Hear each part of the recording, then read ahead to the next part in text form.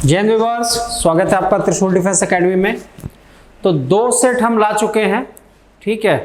पिछले 2 सेट्स में हमने मैथ्स के 25-25 क्वेश्चन का सेट किया था, जो कि अपकमिंग एग्जामिनेशन के लिहाज से उसको बनाया गया था। काफ़ी इंपॉर्टेंट क्वेश्चन उसमें डाले गए थे। जहाँ जहाँ भी शॉर्ट ट्रिक की नीड थी वो मैंने बताया था। आज की क्लास में भी हम ढेर सारे सेक्शंस को लेंगे। आज मैंने उन सेक्शन को कलेक्ट किया है जो पिछले कुछ सीरीज में रह गए थे, और इसमें भी हम ढेर सारे ट्रिक्स को और जहाँ जहाँ भी रूल्स और ट्रिक्स छोटे छोटे होंगे उनको भी समझेंगे। तो शुरुआत करते हैं। पहला प्रश्न हमने सेट से लिया है। पहला प्रश्न ये कह रहा है कि ए में है 1 2 3 4 5 और बी में है 2 4 6 और सी में 3 4 और 6 है। तो A union B intersection C कितना होगा? तो ए यूनियन बी देखते हैं कितना हो रहा है। ए यूनियन बी आपका होगा 1 2 3 4 5 और 6, ठीक है। अब हम ए यूनियन बी में इंटरसेक्शन सी अगर हम करेंगे तो ए यूनियन बी और यहाँ सी में 3 4 6 है, इसमें मैचिंग क्या कर रहा है? इसमें मैचिंग जो कर रहा है 3 4 और 6, इसमें मैचिंग 3 4 और 6 कर रहा है। तो यहाँ 3 4 और 6 आपका हो जाएगा, यानी कि ये आपका सही जवाब हो जाएगा। तो काफ़ी आसान सा एक प्रश्न था। आगे बढ़ते हैं।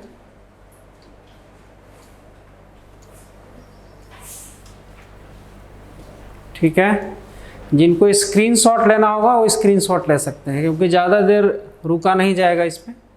तो स्क्रीनशॉट आप लोग ले सकते हैं इसका, या इसको रिपीट करके भी देखा जा सकता है। If the pth term of an AP be 1 by Q, qth term be 1 by P, then the sum of its P qth term will be। तो कह रहा है किसी AP का Pवां पद 1 बटे Q है, Qवां पद 1 बटे P है, तो PQ पदों का योग क्या होगा? तो हम देखें यहाँ पे Pवां पद हमारा बता रहा है कि 1 बटे Q है। तो पीवें पद का क्या मतलब हुआ? प्रथम पद अगर 1 ए मानेंगे तो ये P माइनस 1 इंटू डी बराबर में ये 1 बाई क्यू हो जाएगा, ठीक है। और उसी तरह कह रहा है कि जो हमारा क्यूआं पद है वो 1 बटे पी है, तो ए प्लस फिर क्यू माइनस 1 इंटू डी बराबर फिर 1 बटे पी हो जाएगा। अब आपस में सब्ट्रैक्ट करते हैं। पहले वाले इक्वेशन में फिर दूसरे वाले को हम घटाते हैं, यहाँ आ जाएगा P minus Q into D, फिर यहाँ 1 by Q minus 1 by P. अब यहाँ पे आ जाएगा P minus Q into D, अब यहाँ पे P minus Q upon P into Q. ये और ये कैंसिल हो गया, d की वैल्यू 1 अपॉन पी क्यू आ गई।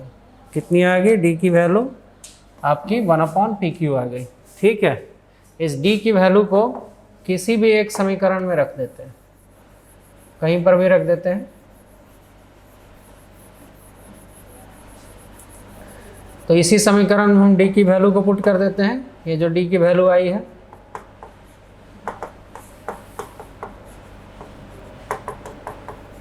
ठीक है, तो a plus 1 upon Q minus 1 upon P Q, ठीक है। तो इस तरह से हम देख रहे हैं कि a की वैल्यू भी हमारी 1 अपॉन पी क्यू आई है, और कॉमन डिफरेंस की वैल्यू कितनी आई है? 1 अपॉन पी क्यू। तो इसको याद रखेंगे, यही आपका की पॉइंट है, यही मेन पॉइंट है आपका। की पॉइंट क्या कहता है कि अगर कहीं पे ऐसा कुछ दिया है, पीवां पद 1 बटे क्यू है, क्यूवां पद 1 बटे पी है, ठीक है, ऐसा अगर कुछ दिया है तो आप जब भी हल करेंगे आपको पहला पद क्या मिलेगा? 1 अपॉन पी इंटू क्यू, ठीक है। ये जो पीवां पद दिया है और जो क्यूवां पद दिया है, दोनों का गुणनफल 1 अपॉन में कर देना है। या ऐसे भी कर सकते हैं कि ये जो 1 अपॉन क्यू 1 अपॉन पी दिया है उसी को आपस में गुणा कर देना है, ठीक है। तो यही आपका की पॉइंट है। जो पहला होगा वो आपका 1 अपॉन पी क्यू होगा, ठीक है। कौन सा बदलाव आना है? वो जो बना है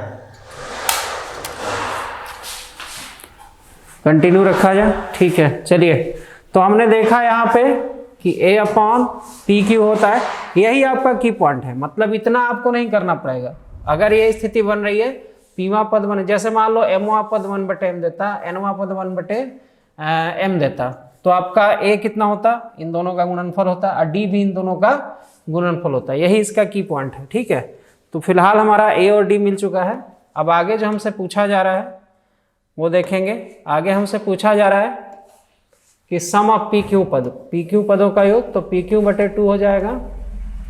फिर आपका 2A plus PQ minus 1 into में D हो जाएगा। ये PQ/2 हो जाएगा, और A हमारा अभी अभी निकला है PQ, और ये PQ-1, ठीक है। इसमें थोड़ा वक्त इसलिए लग रहा है कि वो पहला स्टेप जो हमने लिया था उसी की वजह से थोड़ा सा वक्त लग रहा है। अदरवाइज आपको की पॉइंट आपका मालूम होता तो यहाँ पे आप डायरेक्ट पहुँच जाते, आपका 30 सेकंड 40 सेकंड में सवाल हल हो जाता। PQ/2, 2PQ प्लस ये 1/PQ, तो PQ/2 ये होगा 1/PQ प्लस 1, ठीक है।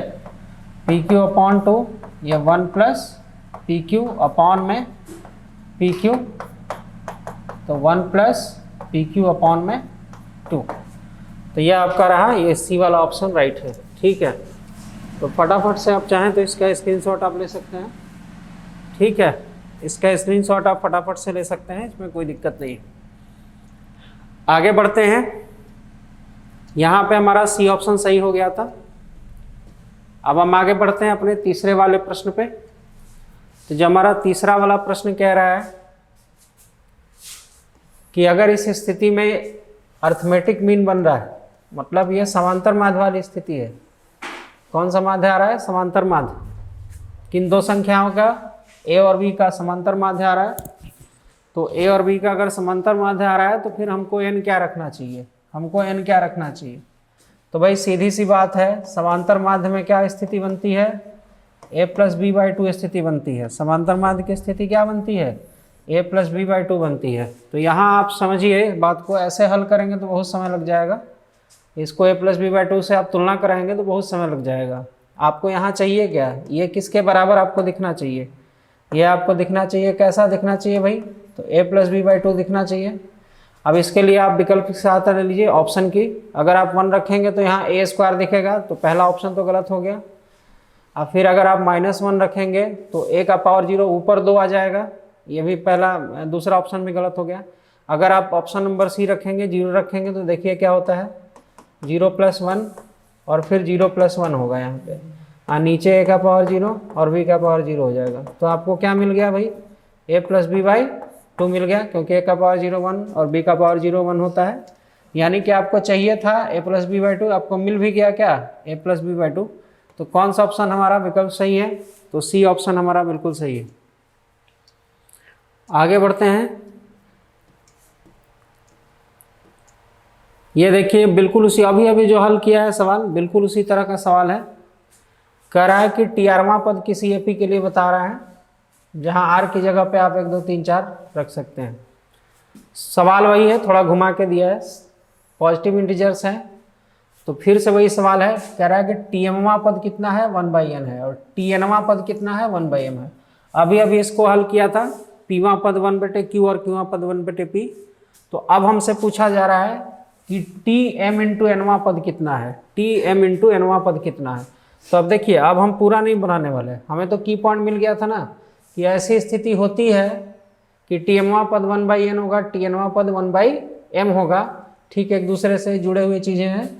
तो ऐसी स्थिति में मैंने क्या बताया था, अभी की पॉइंट आपका क्या है कि जो पहला पद होगा वो 1/ इन दोनों का गुणनफल होगा। तो अब हम डायरेक्ट लिख देंगे m × n, और जो कॉमन डिफरेंस होगा वो भी इन दोनों का गुणनफल होगा। तो बस की पॉइंट फायदा दे दिया, अब ये ले लिया हमने। अब हमारा कोई प्रॉब्लम नहीं है, हमसे Tm1वां पद पूछ रहा है तो ये तुरंत आ जाएगा। तो जब आपको की पॉइंट मालूम रहता है तो समय बचता है। यही छोटे छोटे की पॉइंट्स हैं, रूल्स हैं जो समय को बचाएंगे। देखिए कितना समय बच गया, 1/mn और mn-1, और यहाँ पे 1/mn रखा। इसको बस सॉल्व कर दीजिए, आपका आंसर सामने होगा। ये कटेगा, आपस में कट गया, तो आपका आंसर कितना 1 आ जाएगा आपका। विकल्प नंबर सी सही है, ऑप्शन सी सही है। आगे बढ़ते हैं, अगले प्रश्न में चलते हैं। ये डिविजिबिलिटी थ्योरम का है। ये कह रहा है कि ये किससे डिविजिबल है, ये किससे, निम्न में से किससे डिविजिबल है। तो बाइनोमियल में हमने पढ़ा है कि हम अगर 1 + x का पावर n, इसको हम खोलेंगे तो ऐसा कुछ दिखेगा, nc0 और nc1x और nc2x², फिर nc3x³, ऐसा करके डॉट डॉट डॉट डॉट कर देते हैं। ठीक है, अब देखिए 1 + x का पावर हो गया n, nc0 1 होता है और nc1 n होता है।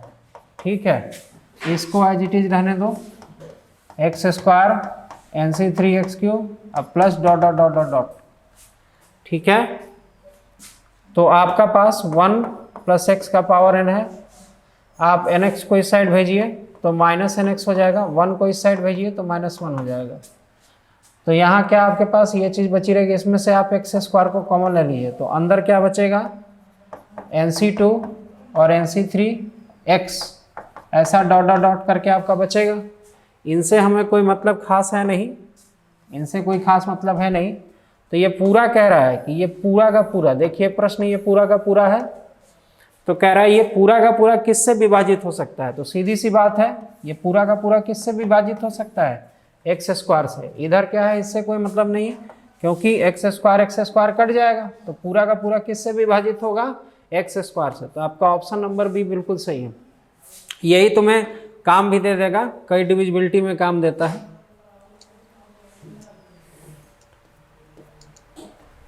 यहाँ देखिए ये भी एक छोटा सा ही प्रश्न है, लेकिन ट्रिकी अप्रोच क्या है, ये कह रहा है कि total number of terms in expansion. ये क्लास में काफ़ी बार बताया गया है। देखिए यहाँ पे पावर है इवन, यहाँ पे पावर कितना है, इवन है, तो पावर इवन होता है, तो इसमें जो आपके पदों की संख्या होती है वो क्या होता है, जितना भी पावर रहेगा उसका आधा होता है। तो इसका क्या हो जाता है, आधा होगा। तो इसको ओपन करोगे तो पदों की संख्या कितनी आएगी, n होगी। ठीक है, अगर बाई चांस यहीं पे प्लस होता तो जितना भी संख्या होता उसका आधा +1 हो जाता, यानी कि n+1 हमारा आंसर हो जाता। लेकिन फिलहाल यहाँ पे माइनस है, तो नियम ये कहता है कि अगर हमारा सम है, यहाँ पे इवन है और आपको a + x का घात जो भी आप ले रहे हैं, 2m ले रहे हैं या जो भी, मान लिया आपने कैपिटल N लिया और a - x का घात कैपिटल N लिया, और बीच में आपके पास कितना है, माइनस है, बीच में आपके पास कितना है, माइनस है। ठीक है, और n क्या है आपका, इवन है, n सम है। तो इसका सूत्र होता है, जो पदों की संख्या होगी ना, इसको ओपन करोगे तो टोटल नंबर ऑफ टर्म्स। तो यहाँ पदों की संख्या, टोटल नंबर ऑफ टर्म्स, यानी कि पदों की संख्या इस सूत्र में क्या होती है, जो भी पावर आता है उसकी का क्या हो जाता है, आधा हो जाता है। जो भी पावर रहेगा उसका आधा हो जाएगा। तो फिलहाल पावर हमारे पास 2 है ना, इसका आधा होकर के कितना हो जाएगा, n हो जाएगा। तो सी आपका सही जवाब होगा। आगे बढ़ते हैं, 7वें प्रश्न पे चलते हैं। कह रहा है 1 + x के घात 50 के प्रसार में sum of coefficient of odd powers of x। कह रहा है कि x के विषम घातों का योगफल क्या होगा। तो ये मैं बता चुका हूँ कि सम घातों का योगफल, जैसे आप 1 + x पावर अगर n को खोलेंगे, ठीक है, तो आपके जितने भी टर्म्स होंगे, जैसे सम घातों, है ना, सम घातों के कोफिशिएंट, गुणांकों का, सम घातों के गुणांकों का योगफल, ये होता है 2 का पावर n - 1। ठीक है, the sum of even powers, the sum of coefficient of even powers of x। ठीक है, यहाँ x के होना चाहिए, x के, the sum of coefficients of even powers of x, के सम, जैसे x का पावर 2 आया, 4 आया, इसके जो गुणांक होंगे उसका जो सम होगा उसका आंसर होता है 2 का घात n-1। उसी तरह से हमारा x के विषम, सम की जगह क्या आ गया विषम, विषम घातों के गुणांकों का जो योगफल होता है वो भी होता है कितना 2 का पावर n-1। दोनों का सेम सूत्र होता है। तो अब इसमें क्या लग जाएगा 2 का पावर 50 - 1 यानी कितना हो जाएगा 2 का पावर 49 आपका आंसर हो जाएगा। बी आपका राइट आंसर है। आगे बढ़ते हैं। यहां पे हमने मिडिल टर्म को रखा है, मिडिल टर्म। तो मिडिल टर्म कैसे निकलता है, तो मिडिल टर्म अगर इवन है तो केवल और केवल एक ही मिडिल टर्म होगा, क्योंकि जब इवन खुलता है तो ऑड देता है। तो इसका जो सूत्र था वो ये था, इसको आप सूत्र बोल लीजिए, शॉर्ट ट्रिक बोल लीजिए, एक ही फॉर्मेट में बनता है। इसको आप फार्मूला बोल लीजिए या फिर शॉर्ट ट्रिक बोल लीजिए, दोनों चीज़ें सेम है। तो a + x⁴n, जहाँ पे n कितना होना चाहिए सम। अगर सम है हमारा इवन है तो जो मिडिल टर्म होता है, मिडिल जो टर्म होगा यानी कि मध्य पद जो होगा वो क्या होगा, वो होगा nc n/2 a का पावर n/2 x का power n/2, nc n/2 a का पावर n/2 और x का पावर n/2। तो इसको करते हैं, तो nc n/2 यानी कि 4/2 a का पावर n/2 और x यानी कि पूरा पावर n/2, यही होगा आपका मिडिल टर्म।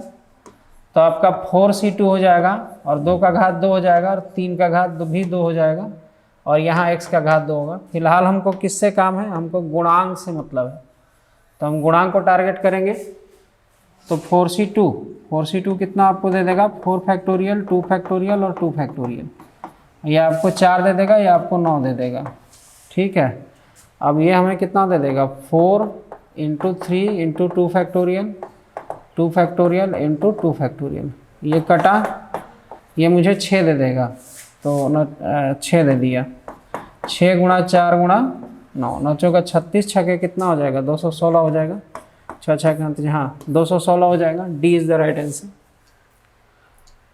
आगे बढ़ते हैं। ये डिटर्मिनेंट से एक प्रश्न लिया था, डिटर्मिनेंट के पिछले सेक्शन में काफ़ी क्वेश्चन नहीं किए थे, तो डिटर्मिनेंट का एक क्वेश्चन लिया है, बहुत अच्छा सा प्रश्न है। कह रहा है कि इसकी वैल्यू कितनी होगी, इसकी वैल्यू कितनी होगी। तो बहुत आसान है, आप a b c को बाहर जो है डिवाइड करेंगे और इस वाले में a को गुणा करेंगे। जो रो है पहला रो, इसमें a का गुणा होगा, तो a/a हो गया और ये a³ हो गया, ये आपका abc हो गया। ठीक है, और दूसरे वाले जो है रो में b का गुणा होगा, तो b/b हो जाएगा, फिर bq हो जाएगा, फिर abc हो जाएगा, और तीसरे वाले रो में c का गुणा होगा, तो c/c cq और abc आपका हो जाएगा। अब यहाँ हम देख रहे हैं कि ये चीज़ कट जा रही है, ये कटने के बाद 1 हो जाएगा, तीनों कट गया, तो 1/abc, यहाँ 1 1 और 1 हो गया, यहाँ aq bq और cq हो गया, और यहाँ abc और abc है। इसमें से abc को हम कॉमन ले सकते हैं, तो यहाँ 1 1 और 1 हो गया, aq bq और cq हो जाएगा, यहाँ भी 1 1 और 1 हो गया। तो हमें अच्छे से मालूम है किसी भी डिटर्मिनेंट के किन्हीं दो रो या कॉलम के सारे टर्म आइडेंटिकल हों। यहाँ देख रहे हैं हम कि कॉलम 1 हमारा बिल्कुल बराबर किसके हो गया, कॉलम 3 के। तो हमें अच्छे से मालूम है किसी भी डिटर्मिनेंट के किसी भी रो या कॉलम के किन्हीं दो रो लेंगे या 2 कॉलम लेंगे, रो से भी काम चल जाएगा, कॉलम से भी काम चल जाएगा, तो किन्हीं 2 रो या कॉलम के अगर सारे टर्म आइडेंटिकल हैं, देखिए यहाँ पे 1 1 1 है, 1 1 1 है, आइडेंटिकल मतलब बिल्कुल सेम है, तो 1 1 1 है, तो इस डिटर्मिनेंट का आंसर क्या हो जाता है, 0 हो जाता है। ये नियम है, ये डिटर्मिनेंट का आंसर क्या हो जाएगा, 0। तो D is the right answer, ये प्रॉपर्टी के अंतर्गत आता है। आगे बढ़ते हैं। ये भी आपका डिटर्मिनेंट से ही सवाल लिया है, तगड़ा सवाल है ये। इसमें बहुत सोचने में बहुत वक्त चला जाता है, आपका 1 मिनट 1.5 मिनट तो सोचने में ही चला जाएगा कि किसको किस में जोड़ें और किसको किस में घटाएं। ये एक लंबा प्रोसेस होता है, ये वक्त चला जाता है देखने में ही। तो यहाँ से कैसे बचना है, कैसे इसको हमको आसानी से करना है, तो उसका एक बहुत सुपर तरीका है। सुपर तरीका मैंने जो बनाया है वो समझ लीजिए। आपको जो सुपर तरीका है उसका नाम है 1 2 3, उसका नाम है 1 2 3। तो आपको इस तरह के अंग्रेजी अल्फ़ाबेट वाले कुछ मिल रहे हैं, तो आपको ज़्यादा बहुत सोच विचार की ज़रूरत नहीं है। आप इसको तुरंत कन्वर्ट करेंगे किस में, डिजिट्स में। डिजिट्स में कन्वर्ट करने के लिए सेफ तरीका क्या है, 1 2 3। मानने को तो कुछ भी मान सकते हो, कोई बच्चे 0 मान लेते हैं, लेकिन 0 दिक्कत ये करेगा कि 0 गुणा होकर चारों ऑप्शन को इक्वल कर देगा। 0 ऐसी खतरनाक चीज़ है, इससे गुणा होकर सब 0 कर देगा, तो ऑप्शन पहचानना मुश्किल हो जाएगा। तो ये सबसे परफेक्ट तरीका होता है और सबसे सटीक तरीका होता है 1 2 3। तो आप 1 2 3 को याद रखिएगा। देखिए हम कैसे इसको बनाने जा रहे हैं। तो b की जगह 2 है तो हम 2 स्क्वायर यहाँ पे लिखेंगे, और c की जगह 3 है 3 स्क्वायर जो है वो भर देते हैं। a की जगह 1 है तो 1 स्क्वायर भर दिया, जो है मैं भर रहा हूँ वहाँ पे। b की जगह 2 स्क्वायर है, c की जगह ये 3 स्क्वायर प्लस 1 स्क्वायर, b की जगह 2 है तो 2 स्क्वायर कर दिया। यहाँ c की जगह 3 है तो 3 स्क्वायर और 1 स्क्वायर और 2 स्क्वायर कर दिया। जो था मैंने माना था वो उठा के इसमें भर दिया। अब देखो ये कितना आसान हो जाएगा। 3 का 9 और 9 4 ये 13 हो जाएगा, ये 1 हो जाएगा, ये 1 हो जाएगा, ये 4 हो जाएगा, 3 का 9 1 10 हो जाएगा ये, और 2 का 4 हो जाएगा, और 3 का 9 2 4 1 5 हो जाएगा। अब देखो डिजिट्स में दिखने लगा, डिजिट्स में दिखने लगा तो कितना आसान हो गया ये। अब आप 2 0 भी बना सकते हैं। इसमें से इसको घटाइए 12, इसमें से घटाइए 0, इसमें से घटाइए 4, इसमें से इसको घटाइए 0, ये 6 में 5 गया 4। देखिए आपका वो भी काम हो गया। अच्छा यहाँ पे क्या किया था वो बता देता हूँ मैं। यहाँ पे कौन सा वर्क किया, यहाँ हमने कॉलम 1 में किसको घटाया भाई, कॉलम 1 में घटाया कॉलम 3 को, ठीक है।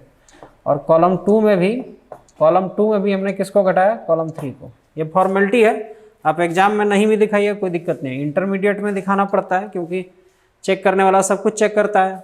कंपटीशन में आप लिखिए चाहे मत लिखिए कोई दिक्कत नहीं है, वहाँ तो आपको हल करके दिखाना है। अब डिटर्मिनेंट बच्चे को मालूम है कैसे सॉल्व होता है। अब यहाँ पे आते हैं तो 12 गुणा, ये हो गया आपका 6 पंजे 30 माइनस 4 चौका 16, ठीक है।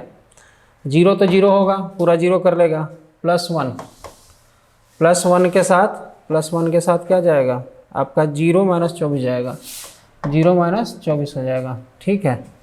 तो 12 गुणा ये कितना हो जाएगा, ये आपका कितना हो जाएगा, 14 हो जाएगा, ये 14 हो रहा है, हाँ बिल्कुल 14 हो रहा है। 14 प्लस 16 माइनस आपका 24 हो गया। 12 आप कॉमन ले लीजिए, तो 14 माइनस 12 दूना 24 2 हो जाएगा। तो 12 गुणा 12, 12 है 144। पूरा हल होके आपको आंसर कितना मिला, 144। कितना आंसर मिला इसको हल करके, 144। अब इनमें से जो ऑप्शन, जो विकल्प आपको 144 दे देगा वही आंसर होगा आपका। तो ए हमने 1 माना था, बी को 2 माना था, सी को 3, कभी भी 144 नहीं देगा। यहाँ 4 को गुणा भी कर दोगे तो भी 144 नहीं होगा। तीसरे वाले विकल्प पे आते हैं तो 1 का स्क्वायर, 2 का स्क्वायर और 3 का स्क्वायर, 4 1 और 2 दूनी का 4, 3 का 9, 16 9 144, ये लीजिए आ गया। तो 16 9 144, तो ये आपका सी ऑप्शन सही हो गया। देखिए सी ऑप्शन मैच कर रहा है। वैसे भी रख के कितना आया था, 144 आया था, वैसे भी रख के 144 आया था, यहाँ ऑप्शन भी रख करके कितना आ रहा है 144, तो वही ऑप्शन आपका सही है। तो बहुत सटीक तरीका है, कहीं कुछ घटाया नहीं, कुछ जोड़ा नहीं, सीधे अल्फ़ाबेट को रख दिया, तो ये डिजिट्स को रख दिया। तो अल्फ़ाबेट की जगह पे हमने क्या लिया, डिजिट्स को। 1 2 3 ही मानिएगा, आसान रहेगा। तो 1 2 3 हमने कर दिया, यहाँ पे 1 2 3 रख दिया था, तो उससे हमें एक डिजिट फॉर्म में आंसर मिल गया 144। अब हमारा दूसरा काम क्या होता है कि विकल्प को चेक करना होता है। जो विकल्प हमको वो डिजिट फॉर्म वाला आंसर दे देगा 144, वही हमारा आंसर होता है। तो ये सारे प्रश्न में आप कर सकते हैं। इस तरह के अंग्रेजी अल्फ़ाबेट का मिलेगा तो उसमें लागू होता है ये नियम। आगे बढ़ते हैं। 11वां देखिए, कह रहा है कि एक ये आव्यूह है जो कि सिमेट्रिक है, सममित आव्यूह है, तो x की वैल्यू आपको बतानी है। तो सममित आव्यूह का नियम क्या होता है, अगर कोई अवयव अपने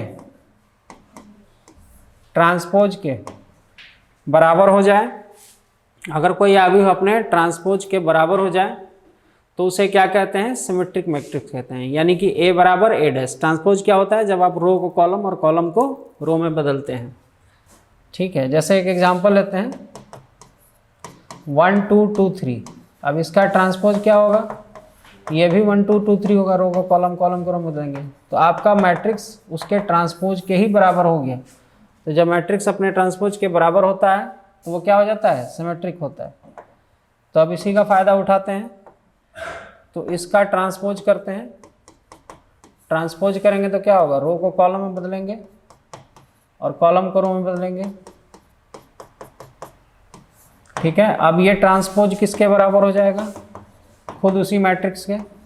तो 4x + 2 2x - 3 और x + 1 बराबर हो गया 4 2x - 3 x + 2 और x + 1। ठीक है, 4 से 4 तो मैच कर ही रहा है, इससे इसको मैच करा देते हैं तो देखते हैं कितना होगा। तो x + 2 बराबर हो गया 2x - 3। इधर भेजा 5, इधर भेजा x की वैल्यू कितनी आ गई, 5 आ गई। ठीक है, तो आपका आंसर कितना हो जाएगा, आपका आंसर हो जाएगा 5। B is the right option. Concepts clear होते हैं तो क्वेश्चंस में कोई दिक्कत कभी भी आपको नहीं आएगी। ये आपका पूरा थ्योरी है, ये थ्योरी है कि इन्वर्टिबल मैट्रिक्स है, यानी कि उनका इन्वर्स हम निकाल सकते हैं। तो ए बी इन्वर्स कितना होता है, तो हमने इसको पढ़ रखा है थ्योरी में, इसको प्रूव मैं नहीं करूँगा। ए बी इन्वर्स जो होता है वो बी का इन्वर्स गुणा ए का इन्वर्स होता है, उल्टा हो जाता है। ठीक है, तो ये बहुत आसान सा प्रश्न था। आगे बढ़ते हैं, ये लॉग का एक प्रश्न दिया है, अच्छा प्रश्न है ये। देखिए इसको कैसे करेंगे। log 9 बेस में है और 27 है प्लस, यहाँ से log 8 बेस में है और क्या है भाई 32 है। ठीक है, तो अब देखिए ये log हो गया। 9 को हम क्या लिख सकते हैं, 3 का पावर 2 लिख सकते हैं, 3 का 9, और 27 को 3 का घात 3 लिख सकते हैं, 3 का 9 3 27। यहाँ देखिए 32 को 8 चौक 32 लिख सकते हैं, 8 गुणा 4 8 चौक 32 हो जाएगा। अब लॉग का ये नियम होता है, लॉग का एक नियम होता है। देखिए क्या नियम है भाई लॉग का, देखिए लॉग का नियम ये कह रहा है, एक मिनट दूसरा कलर ले लेते हैं। लॉग का ये नियम कहता है कि भाई लॉग a का घात अगर p है और b का घात अगर q है तो ये q बटे में p हो जाएगा और a बेस ऑफ b बन जाएगा, यानी इसका सूत्र होता है। इसी सूत्र से बैठाते हैं तो 3/2 log 3 is the base of 3 हो जाएगा। और log का ये भी नियम हमने पढ़ रखा है कि log x × y क्या होता है, log x + log y होता है। तो ये log x + log y हमने कर लिया। ठीक है, log का बेस और पूरा ऊपर का दोनों बराबर होते हैं तो log a बेस है या 3 बेस 3 1 हो जाता है, तो 3/2 हो गया, ये 1 हो जाएगा। अब इसको बनाते हैं, 8 को हम 2 का घात 3 लिख सकते हैं और 4 को 2 का घात 2 लिख सकते हैं, तो ये 3/2 हो जाएगा +1। ये कितना हो जाएगा बच्चे, 2/3 log 2 का 2, 2 का 2 आपका बेस है और ऊपर 2 है आपका, तो ये कितना हो जाएगा, ये 1 हो जाएगा। ठीक है, बेस और ये संख्या बराबर होती है उसके साथ, तो ये क्या हो जाता है 1 हो जाता है, तो ये 1 हो गया। तो फाइनली हमारे पास क्या मिला, फाइनली हमारे पास जो मिला वो ये मिला, आपका 2/3 मिला प्लस आपका 3/2 मिला, फिर प्लस में 1 मिला। इसको हल कर लेते हैं तो 6 हो जाएगा, 3 दूना 6, 2 दूनी का 4, 2 3 6, 3 का 9 और 6 कम 6, 6 4 10 9, 19/6 आएगा। ये बी आपका विकल्प सही हो जाएगा। आगे बढ़ते हैं, यहाँ देखिए, यहाँ ऑप्शन में थोड़ा करेक्शन मैं करूँगा। ये कुछ ऐसा है, ठीक है, ये पूरा हो जाएगा। अब चलिए यहाँ पे आते हैं। अब इसको आप देखिए, ए क्रॉस बी का मॉड है, तो ए क्रॉस बी आपका क्या होता है? ए क्रॉस बी क्या होता है आपका? ए मॉड और बी मॉड, और यहाँ पे साइन थीटा हो जाएगा, साइन थीटा हो जाएगा इस जगह पे, और यहाँ पे आपका पोजीशन वेक्टर लगा होता है। आप देखेंगे तो साइन थीटा एक पोजीशन वेक्टर के साथ आता है, क्योंकि ये क्रॉस प्रोडक्ट है ना, इसमें डायरेक्शन होता है या दिशा बताता है। लेकिन अब चूंकि मॉड बाहर से लगा है, तो जैसे ही मॉड आएगा तो ये चूंकि यूनिट वेक्टर होता है, आपको मालूम होना चाहिए, ये जो दिशा बताता है कि इकाई सदिश होता है, तो इसका वैल्यू कितना हो जाता है? 1। तो इसको लिखें चाहे ना लिखें कोई दिक्कत नहीं है। तो आप इसको हटा दीजिए, यूनिट वेक्टर था, तो इसका का जगह पे क्या लिख सकते हैं? ए बी साइन थीटा, और उसी ये डॉट प्रोडक्ट है, डॉट प्रोडक्ट, तो इसकी जगह पे आप क्या लिख सकते हैं? ए बी कॉस थीटा लिख सकते हैं। तो ये कितना दे रहा है? 4। ये कितना दे रहा है? 2। दोनों और वर्क करके जोड़ दो, तो वर्क करके जोड़ोगे तो इसका स्क्वायर और इसका स्क्वायर, और ये दोनों कॉमन आ जाएगा, तो वर्क करके जोड़ोगे तो sine square theta plus cos square theta आएगा, और 16 प्लस 4 आपका आ जाएगा। ठीक है, 16 प्लस 4 आ जाएगा। तो अब देखिए यहाँ पे ये 1 हो गया, ठीक है। तो 16 प्लस आपका 4, 16 4 कितना हो जाएगा? 20 हो जाएगा। तो आपका आंसर कितना हो जाएगा इसका? 20, 20। ठीक है, 20 is the right answer of this question. इसका सही जवाब कितना हो जाएगा? 20 हो जाएगा, आपका 20 हो जाएगा। चलिए आगे बढ़ते हैं।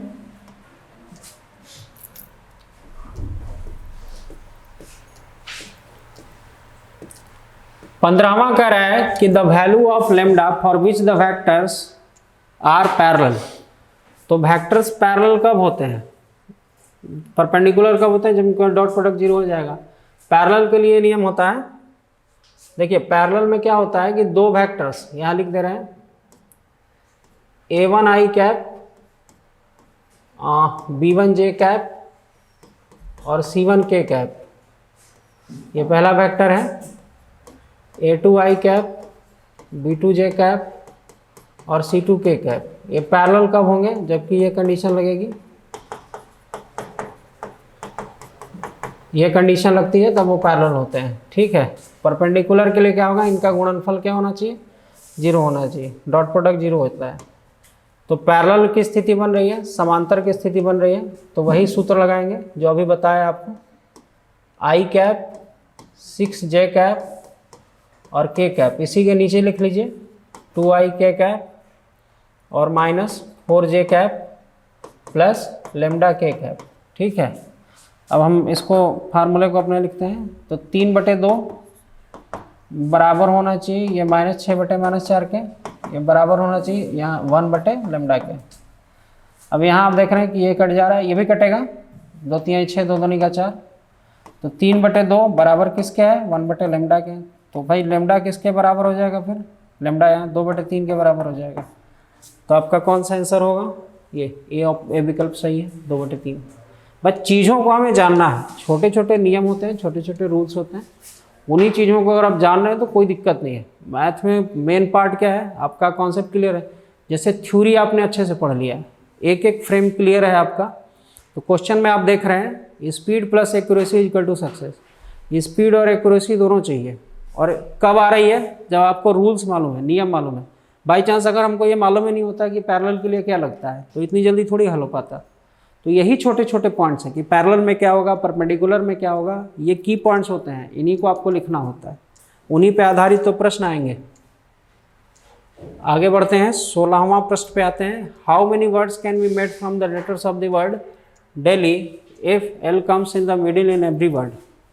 ठीक है, तो दिल्ली से कितने आप क्रमचय बना सकते हैं, कितने और शब्द बना सकते हैं दिल्ली शब्द से, ताकि ये जो एल है हर बार मिडिल में आए। तो देखिए DELH और I, अब चूंकि L आपका हर बार मिडिल में ही रहना चाहिए, तो L ब्लॉक हो जाएगा, L को वहीं छोड़ देंगे। अब आपके पास कितनी संख्या है? अब आपके पास 1 2 3 है, 4 अंग्रेजी के अल्फ़ाबेट्स हैं, 4 को आप इधर उधर अरेंज कर सकते हैं, तो 4 को अरेंज करने के कितने तरीके होंगे, 4 फैक्टोरियल, और 4 फैक्टोरियल कितना होता है, 24 होता है। हाँ, 4 3 12 गुना 24 होगा, तो 24 आपका आंसर हो जाएगा। ये आसान सा ही एक प्रश्न था। आगे बढ़ते हैं। चलिए, इस क्वेश्चन में मैं देखा था कुछ गड़बड़ी है, तो इसको हम बाद हटा देते हैं, बाद में करा देंगे। 18 पे आप आइए। यहाँ देखिए एनपीआर 720 एनसीआर है, then R is equal to, R किसके बराबर है। तो देखिए यहाँ एक नियम होता है, हमें अगर एनपीआर करना है तो एनपीआर क्या होता है, एन का फैक्टोरियल और एन माइनस आर का फैक्टोरियल होता है। ठीक है, हर बच्चे को मालूम होगा ये। और जो एनसीआर होता है वो एन का फैक्टोरियल और आर का फैक्टोरियल और एन माइनस आर का फैक्टोरियल होता है। तो ये जो इतना दूर है, ये इतना, इसकी जगह पे क्यों ना मैं एनपीआर लिख लूँ, ऐसा लिखा जा सकता है क्योंकि इसी के तो बराबर है वो। तो आपका क्या हो जाएगा, एनसीआर बराबर एनपीआर बट्टे में क्या हो जाएगा, आर फैक्टोरियल हो जाएगा, विच इम्प्लाई दैट कि एनपीआर बराबर क्या होता है, आर का फैक्टोरियल इंटू एनसीआर के। बहुत जबरदस्त की पॉइंट है ये, इंपॉर्टेंट सूत्र है ये, कई क्वेश्चंस इस पे आते हैं। आपका एनपीआर जो होता है, फटाफट से आप स्क्रीनशॉट भी ले सकते हैं, एनपीआर जो होता है आर का फैक्टोरियल इंटू एनसीआर होता है। इस बात को हमेशा याद रखेंगे, ठीक है, यही की पॉइंट है। अब इसके बाद से ये कैसे कितनी जल्दी बनेगा, ठीक है। अब देखिए एनपीआर फिर भी याद रखेंगे, क्या रखेंगे, एनपीआर बराबर आर का फैक्टोरियल एनसीआर, एनपीआर बराबर आर का फैक्टोरियल एनसीआर। चलिए, तो यहाँ पे देखिए एनपीआर बराबर आर का फैक्टोरियल और एनसीआर होता है, तो तुलना जब कराएंगे तो इससे तुलना हो जाएगा, ये इससे तुलना होगा, तो आपका आर का फैक्टोरियल का तुलना किससे होगा, 720 से। आर का फैक्टोरियल का तुलना किससे होगा, 720 से। अब यहाँ पे हम अपने विकल्प की हेल्प लेते हैं, भरते जाएंगे, जो मुझे 720 देगा वो आंसर हो जाएगा। तो 720 थोड़ा बड़ा है, तो सबसे बड़े वाले शुरू करते हैं, 6 फैक्टोरियल से। 6 फैक्टोरियल 6 5 4 3 और 2 होगा, 4 3 12 छक 72 गुणा 5 दूना 10, 720 ये दे दिया। चलिए 6 पर ही आपको 720 मिल गया, यानी कि आपका 6 राइट आंसर है। कैसे जल्दी बना, इस सूत्र से जल्दी बना, नहीं होता तो फिर बहुत ज़्यादा दिक्कत आती है। आगे बढ़ते हैं, अगले प्रश्न पे चलते हैं। ये तगड़ा सा एक क्वेश्चन है, ट्रिगो का है। देखिए कह रहा है कि tan theta plus sine theta m है और tan theta minus sine theta कितना है भाई, n है। ठीक है, यहाँ बराबर होना चाहिए, यहाँ बराबर होना चाहिए, टाइपिंग एरर है, ये बराबर होगा। तो कह रहा है tan theta minus sine theta आपका m है और tan theta plus sine theta m है और tan theta minus sine theta आपका n है। तो इसमें से कौन सा सत्य है। तो यहाँ हम देख रहे हैं लेफ्ट साइड में आपका कितना आ रहा है, m square n square plus के साथ आ रहा है या फिर माइनस के साथ आ रहा है, ऐसा ही कुछ आ रहा है। तो पहले हम देखते हैं इसको, पहले वर्ग करेंगे, पहले तो वर्ग करेंगे क्योंकि सारे ऑप्शन में वर्ग है। तो m का स्क्वायर कितना हो जाएगा, तो tan theta plus sine theta इसका वर्ग आपका हो जाएगा, इसका वर्ग हो जाएगा। तो m स्क्वायर कितना हो जाएगा, tan स्क्वायर थीटा प्लस में साइन स्क्वायर थीटा और प्लस में 2 tan theta into sine theta हो जाएगा। ठीक है, उसी तरह जब हम n का स्क्वायर करेंगे इस वाले का, तो a माइनस बी का होल स्क्वायर लगेगा, tan theta minus sine theta इस पूरे का होल स्क्वायर लगेगा। तो n स्क्वायर कितना हो जाएगा, tan स्क्वायर थीटा प्लस में साइन स्क्वायर थीटा माइनस में 2 tan theta into sine theta. ठीक है, अब योग भी है जोड़ भी है, लेकिन अगर हम मान लो बाई चांस जोड़ेंगे तो यहाँ पे स्क्वायर फॉर्मेट में आ रही है चीज़ें, स्क्वायर फॉर्मेट में आएगा। इधर आप लेफ्ट साइड देखिए बहुत कम जगहों पे स्क्वायर है, 3 जगहों पे स्क्वायर नहीं है। तो आप किसको प्रायोरिटी देंगे, घटाने को देंगे, घटाएंगे तो आपका ये पूरा स्क्वायर वाला फॉर्मेट कट जाएगा। तो हम प्रायोरिटी घटाने को देंगे, घटाने पे बाई चांस नहीं बनेगा तो हम देखेंगे किसी और पे। 3 ऑप्शन आपको दिख रहा है ना, 3 ऑप्शन, तो हम ज़्यादा ऑप्शन के साथ जाते हैं हमेशा। तो घटाएंगे तो घटाया हमने, तो ये घटने के बाद ये और ये पूरा कट जाएगा। जब आप m स्क्वायर माइनस स्क्वायर के घटाएंगे तो ये कट जाएगा, ये कट जाएगा, ये जा करके जुड़ जाएगा, क्योंकि माइनस माइनस क्या हो जाएगा प्लस, तो ये जाके जुड़ेगा तो ये हो जाएगा 4 tan theta into sine theta, 4 tan theta into sine theta. अब इसी की जगह पे हमको लिखना है, हमारा आंसर लगभग पहुंच चुके हैं हम, लेकिन हमें अभी tan theta into sine theta की वैल्यू नहीं मालूम है।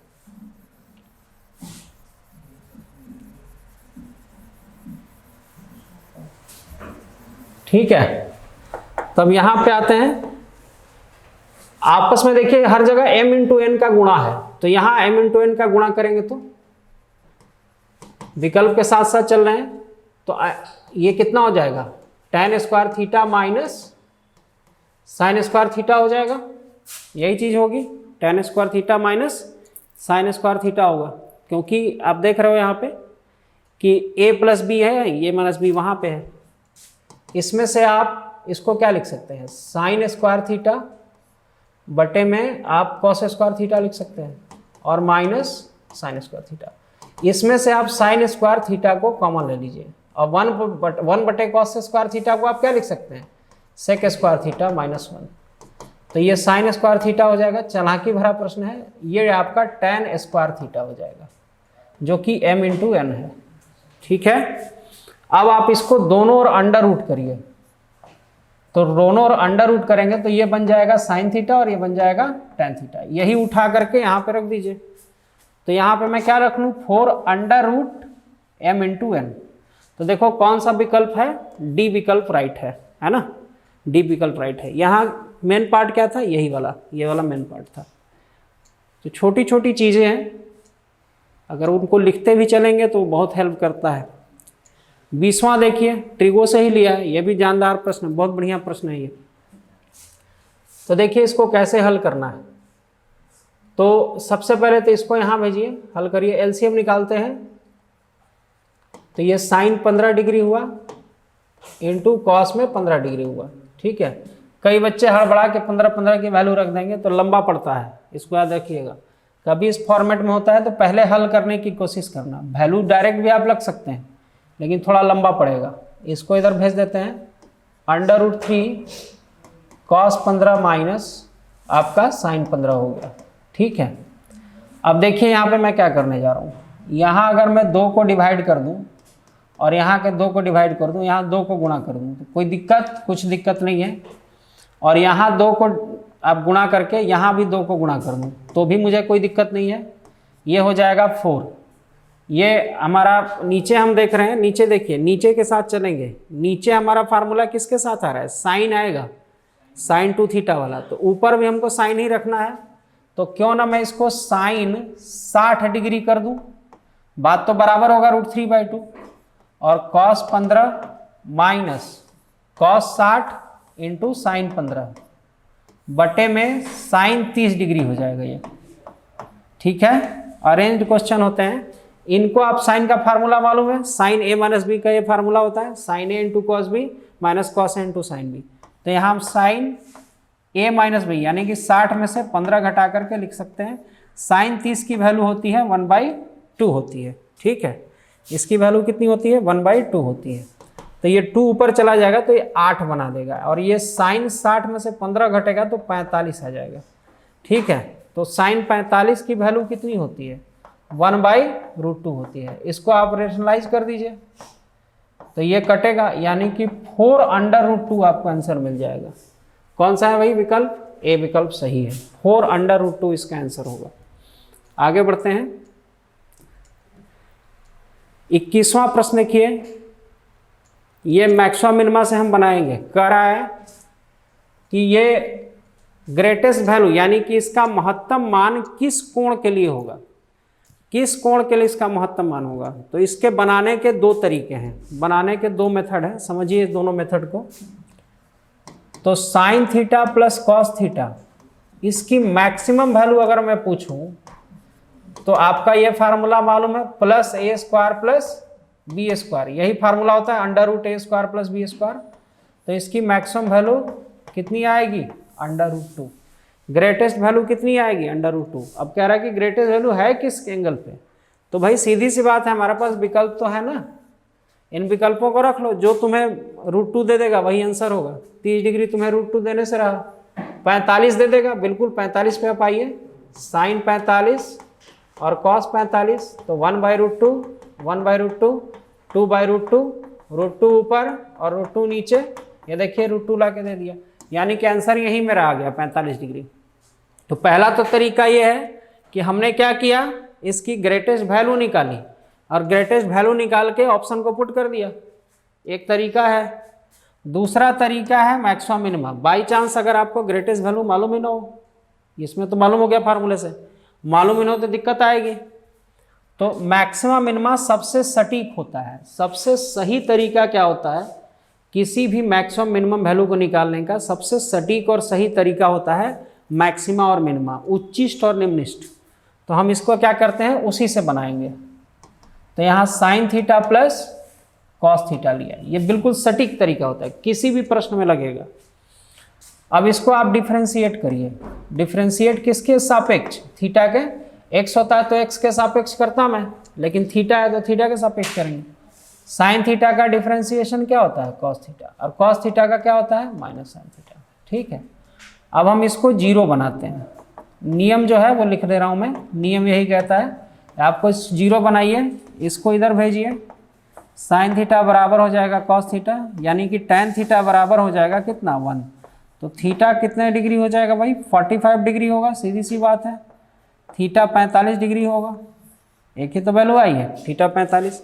अब इस पर मैक्सिमम आ रहा है कि मिनिमम आ रहा है, वो कैसे चेक होता है, डबल डिफ्रेंशिएट करने से। इसको डबल डिफ्रेंशिएट करो, डबल डिफ्रेंशिएट करोगे तो कॉस का differentiation minus sine theta, sine का कॉस थीटा। अब देखिए जाहिर सी बात है, जब आप अपना यह 45 भरोगे, यहाँ पे 45 भरोगे तो ऐसा कुछ आएगा जो कि 0 से कम होगा। और मैक्सिमम मिनिमा का नियम ये कहता है कि जब आपका डबल डिफ्रेंशिएशन 0 से कम होता है तो आपको कौन सी वैल्यू मिलती है, मैक्सिमम वैल्यू मिलती है, ये मैक्सिमम पॉइंट आता है। तो मैक्सिमम पॉइंट आपको दिखा रहा है ना 45 डिग्री, तो 45 डिग्री पर टिक मार दीजिए, तो ये मैक्सिमम मिनिमा से बनेगा। आगे बढ़ते हैं, 22वां मिनिमम वैल्यू ऑफ दिस, देखिए उसी तरह से है, तो इसमें वैल्यू पूछ रहा है, तो ये तो हमको मालूम है ना, इसको टारगेट करिए। जो इसके साथ जुड़ा हुआ है बाद की चीज है, वो बाद में आता है, अभी इसको टारगेट करिए। तो इसकी मिनिमम वैल्यू कितनी होगी, मिनिमम वैल्यू मैंने बताया था कि -√a² प्लस b² होती है, तो -3 का स्क्वायर और 4 का स्क्वायर हो जाएगा, तो -9 और 16, 16 9 25 का, ये -5 हो गया। अब आप इसी में +8 है, तो +8 बाद में ले जाके जोड़ दीजिए, तो आपका कितना हो गया, 3। तो आपका ये मिनिमम वैल्यू इसकी 3 हो गई। अच्छा ठीक है, बाई चांस आपसे मैक्सिमम वैल्यू पूछता, तो मैक्सिमम वैल्यू में यहीं पे क्या होता है, प्लस प्लस प्लस प्लस, तो 8 5 13 हो जाता है आपका मैक्सिमम वैल्यू।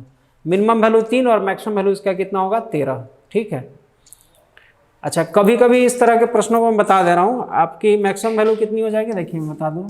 ये प्रश्न तो बन चुका है, ये प्रश्न बन चुका है, थोड़ा सा इसके आगे की चीज़ बता दे रहे हैं। मैक्सिमम पूछता तो मैं ये लिखता, यानी कि मेरा 5 आता, इसके साथ 8 जुड़ता तो 13। बात आ गई समझ में। तो कभी कभी आपको विकल्प में ऐसा कुछ लिखा रहता है, कहेगा कि इसकी इनमें से कौन सा है ना, इसको हटा दे, इस विकल्प को हटा देते हैं, कहेगा निम्न में से कौन सा विकल्प सही है, तो उसमें कुछ ऐसा लिखा रहेगा आपका। ठीक है, अभी अभी हमने देखा कि मिनिमम हमारा कितना था, 3 था, मैक्सिमम हमारा 13 था, तो कुछ ऐसा लिखा रहेगा, देखिए इस तरह से लिखा रहेगा।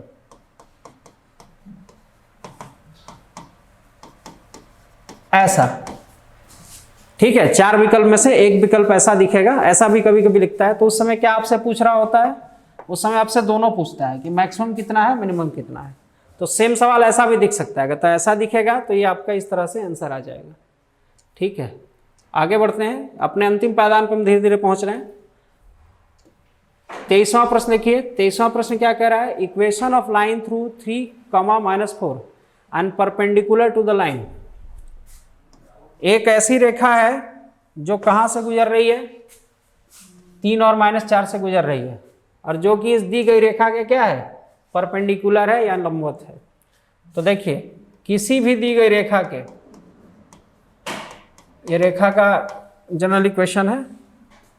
तो जनरल इक्वेशन ऑफ लाइन से हम समझते हैं कि किसी भी गिवन लाइन के लिए अगर दूसरी एक परपेंडिकुलर लाइन खींची जाए तो उसका फार्मूला होता है बी एक्स माइनस ए वाई प्लस लेमडा बराबर 0। ये फार्मूला होता है, ठीक है, बी एक्स माइनस ए वाई प्लस लेमडा बराबर 0। अब इसको जहाँ से गुजारना होगा गुजार करके हम लेमडा को निकालते हैं, यही फार्मूला ही होता है। तो इसी फार्मूले में बैठाएंगे। तो पहले इसको जनरल फॉर्मेट में लाते हैं, तो 3x प्लस 4y माइनस 5 बराबर 0।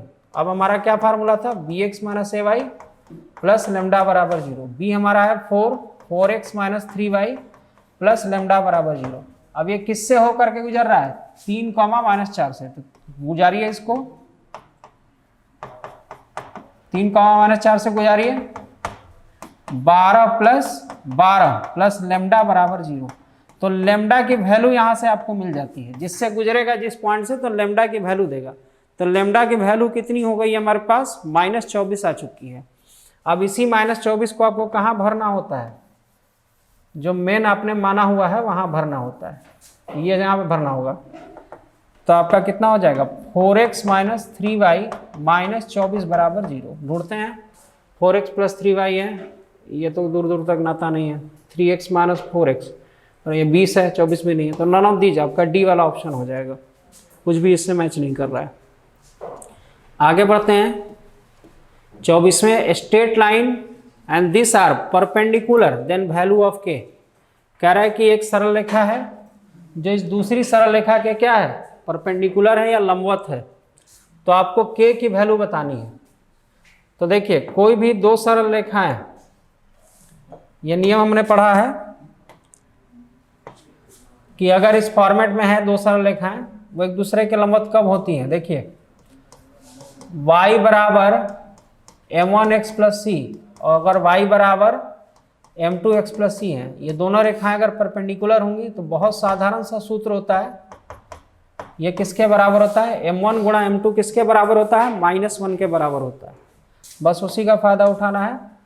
पहले उस फॉर्मेट में लाते हैं, तो 3y को यहीं छोड़ दो, इसको इस साइड भेजो, -2x प्लस 3 होगा। तो यहाँ से y की वैल्यू आपको कितनी मिलेगी, -2/3x प्लस 3/3 यानी कि 1 हो जाएगा। तो इसकी तुलना हम किससे कराएंगे, m1x से। तो हमारा m1 कितना मिल जाएगा, -2/3 मिल जाएगा। इस पे आते हैं, तो ky बराबर -x माइनस 7, तो y बराबर -1/k और x और -7/k, इससे कोई मतलब नहीं है। तो y बराबर यहाँ हमने m2x प्लस c से तुलना कराया, तो m2 हमारा कितना आ गया, -1/k आ गया। m2 हमारा कितना आ गया, -1/k आ गया। अब देखिए यहाँ से, अब नियम क्या कहता है, नियम यह कहता है कि परपेंडिकुलर लाइन के लिए m1 इंटू m2 किसके बराबर होना चाहिए, -1 के। यानी कि आपका -2/3 और गुणे -2/3 गुणे यहाँ पे कितना आ रहा है, -1/k, -1/k, ये किसके बराबर होना चाहिए, -1 के बराबर होना चाहिए। तो अब ये आपस में माइनस प्लस हो जाएगा, तो ये कितना हो जाएगा, 2/3k बराबर -1। तो इस -1 को यहाँ कर देते हैं, -2/3, और k को यहाँ भेज देते हैं, ठीक है। तो आपका कितना आंसर आ जाएगा, -2/3। कौन सा है भाई, सी विकल्प आपका सही है। अंतिम क्वेश्चन पे पहुँचते हैं, 25वें प्रश्न पे। कह रहा है कि एक सर्कल है, एक वृत्त है। If a circle x square y square minus kx 12y plus 4 is equal to 0 touches the x axis, कह रहा है ये वृत्त किसको स्पर्श करता है, x अक्ष को स्पर्श करता है। तो आपको k की वैल्यू बतानी है, किसको स्पर्श करता है, x अक्ष को।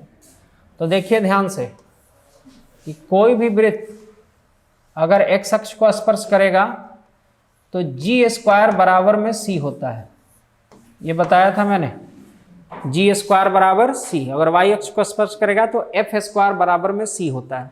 इसकी प्रूफिंग मैं काफ़ी बार करा चुका हूँ, तो अगर एक्स अक्ष को स्पर्श करेगा तो जी स्क्वायर बराबर में क्या होता है, सी होता है। तो अब देखिए, तो इसकी तुलना कराते हैं, X square Y square 2gx 2fy plus C बराबर 0 से इसकी तुलना कराते हैं।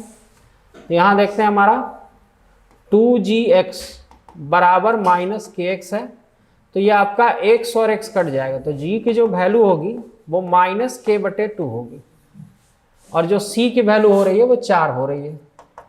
अब आपको सूत्र ये बताया गया था कि x अक्ष को स्पर्श करेगा तो जी स्क्वायर बराबर किसके होगा, c के।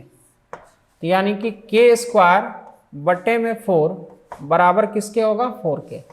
यानी कि k स्क्वायर बराबर होगा 16 के, यानी कि k की वैल्यू प्लस माइनस 4 हो सकती है, प्लस माइनस 4 हो सकती है, प्लस भी हो सकती है माइनस भी हो सकती है। फिलहाल एक ही वैल्यू दिया है तो कोई घबराना नहीं है, आपको एक ही वैल्यू दिया है, कोई प्रॉब्लम नहीं, 4 पे आप टिक करिए, सी इज द राइट आंसर। तो यहाँ पे हमने 25 क्वेश्चन फिर से हल किए, जहां जहां भी लॉजिक था, जहां जहां भी ट्रिक था, जहां जहां भी की पॉइंट था वो आपको बताया गया। ठीक है, नेक्स्ट के लिए वेट करिएगा, अगले सेक्शन में हम और भी नए प्रश्नों के साथ आएंगे। तब तक के लिए जय हिंद। जय हिंद डियर स्टूडेंट्स। आज हम लोग सॉल्व करने वाले हैं फर्दर क्वेश्चंस। आपके लिए नया प्रैक्टिस पेपर लेकर के आए हैं। प्रैक्टिस सेशन में आपका स्वागत है। त्रिशूल डिफेंस एकेडमी के चैनल को आप लाइक, शेयर और सब्सक्राइब करें ताकि आपको ऐसे ही अपडेट और मिलते रहें। क्वेश्चन स्टार्ट करते हैं।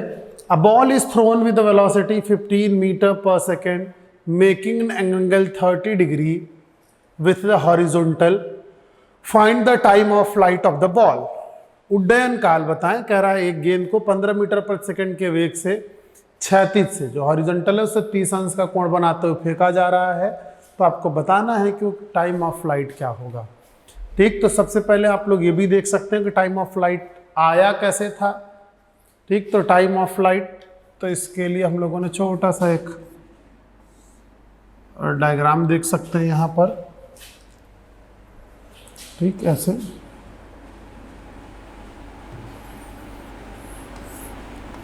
कि यहाँ से जो ऑब्जेक्ट जाएगा तो इस ऑब्जेक्ट इस तरीके से चला जाएगा। तो मानो ये एंगल जिस पे फेंका गया ये 30 है। ठीक है, तो आप केवल ऊपर जाने वाले को देखो, ऊपर ले जाने वाला साइन का कंपोनेंट है। तो हमको क्या मिला यहाँ पर, बोले इधर से ऊपर ले जाने वाला, तो बोले टाइम इज इक्वल्स टू क्या होता है,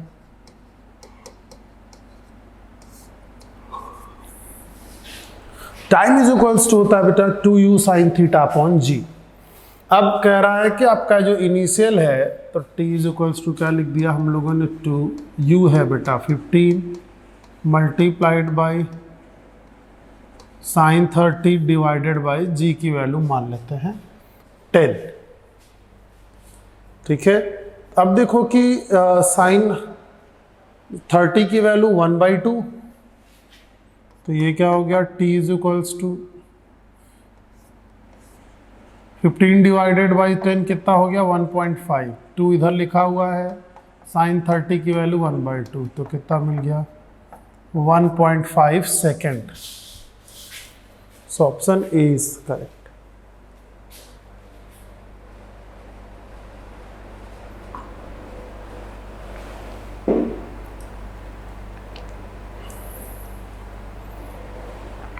क्वेश्चन नंबर 2 पे आते हैं। Which of following has the same dimensional formula as the dimensional formula of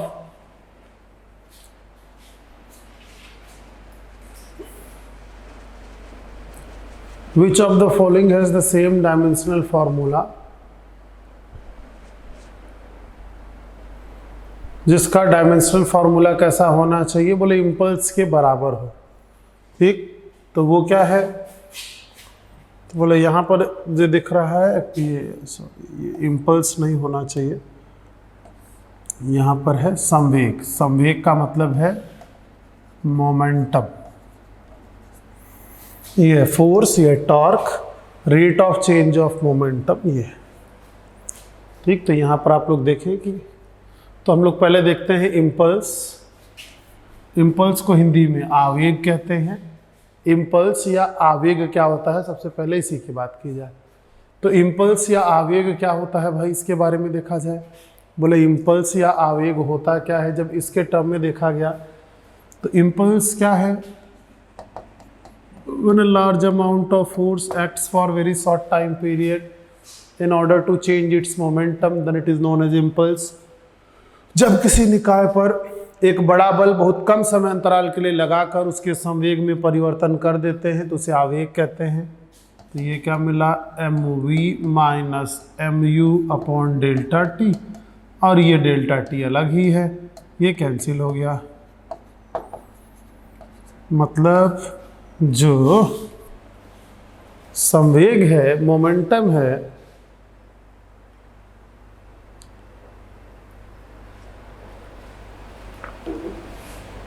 वही ऑप्शन ठीक है। तो ये देखो चेंज इन मोमेंटम, तो इन दोनों के डायमेंशनल फॉर्मूले आपस में बराबर होंगे। ऑप्शन ए सही है इस पे।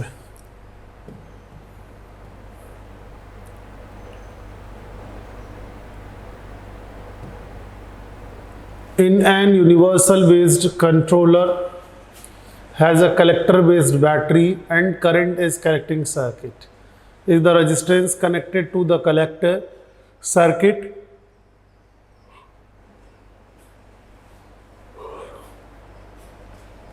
तो क्या कह रहा है, इसमें क्या कंडीशन होना चाहिए?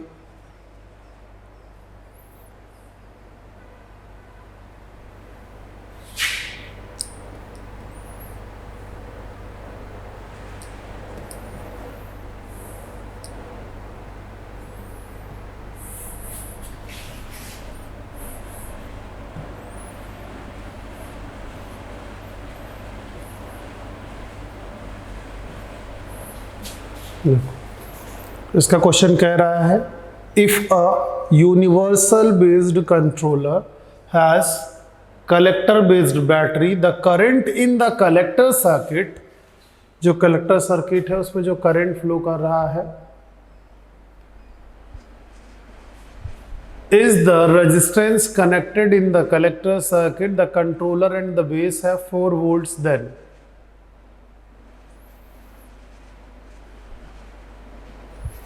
तो आपको बताना इसमें से कौन सा रिलेशन सही है।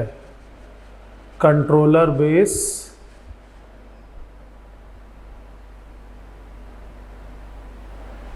इसमें ऑप्शन सी सही है, ऑप्शन सी। अगला देखिए, magnetic flux through a coil of 50 turns increases eight the rate of 0.5 weber पर second. What is the electromotive force?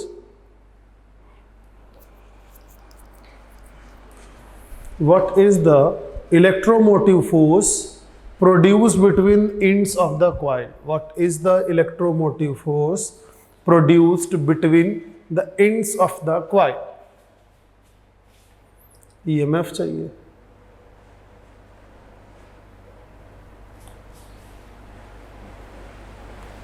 तो क्या क्या चीजें दी गई, magnetic flux link through a coil of 50 turn increases at the rate of 0.5 weber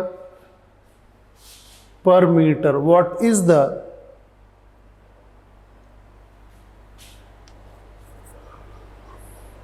विद्युत वाहक बल चाहिए अपने को। 50 टर्न्स है तो बोले देखो सबसे पहले हम लोग इसको अगर देखें, magnetic field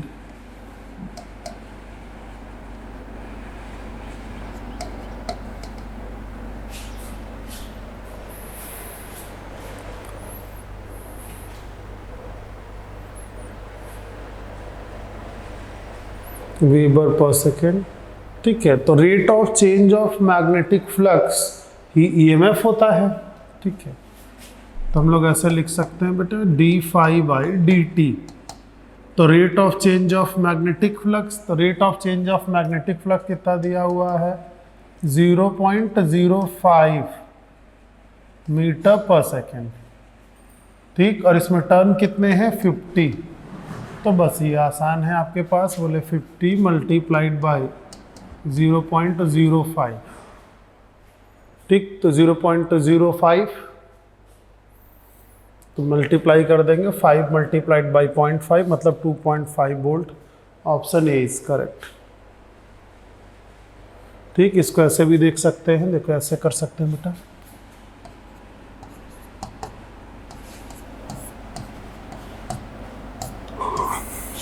EMF is equals to d∅/dt। तो d∅ क्या है बोले, नंबर ऑफ टर्न्स, और एक कॉइल के लिए कितना है बोले, एक कॉइल के लिए वैल्यू दिया हुआ है 0.05, ये इसी की वैल्यू दी हुई rate of change of flux की।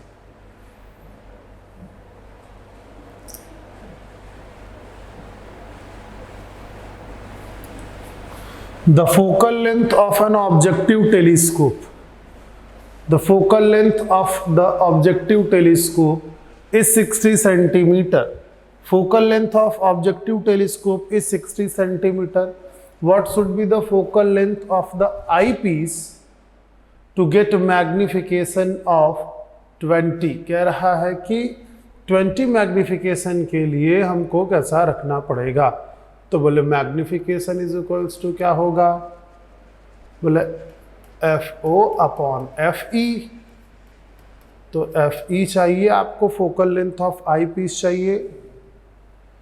FO कितना दिया हुआ है 60, ये क्या मिल गया 20, कितना आंसर मिला 3। Option D is correct here.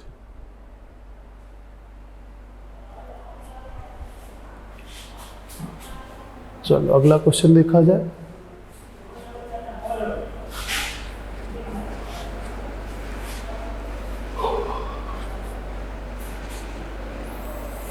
Atomic bomb is based on the principle of. जो एटम बम है, परमाणु बम, वो किसके प्रिंसिपल पर आधारित है?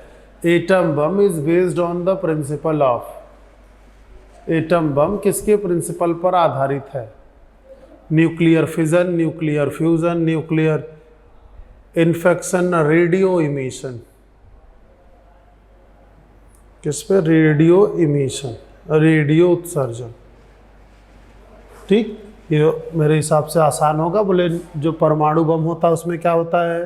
बोले परमाणु बम में क्या होगा, जैसे आपने कॉमन पढ़ा है, यूरेनियम, एक बड़ा सा यूरेनियम क्रिप्टन और बेरियम में टूट जाता है, मतलब एक बड़ा नाभिक दो छोटे नाभिकों में टूट जाता है, तो उसे बोलेंगे क्या? बोले नाभिकीय विखंडन बोलेंगे, न्यूक्लियर फिजन बोलेंगे।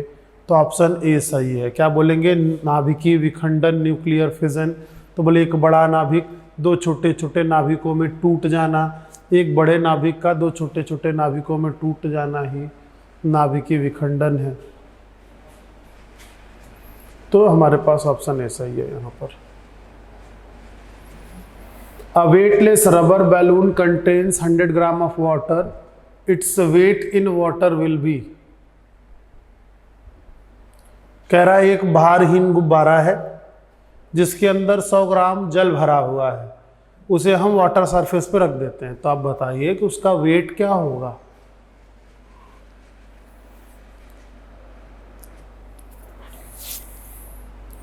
तो बोले जो वेट होता है वो अकॉर्डिंग टू आर्किमिडीज प्रिंसिपल होता है।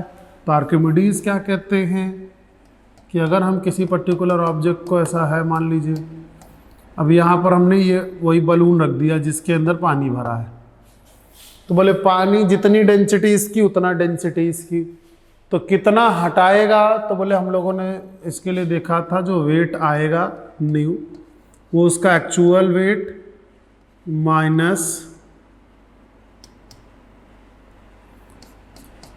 जो बायोंट फोर्स या थ्रस्ट लगेगा। तो वेट इसका mg नीचे की तरफ और बायोंट ऊपर की तरफ। तो जब भैया डेंसिटी बराबर है तो ये दोनों बराबर होंगे, तो ये दोनों बराबर होंगे तो अपीयरेंट वेट कितना मिलेगा? 0। तो ऑप्शन डी इज करेक्ट, 0 है सही answer.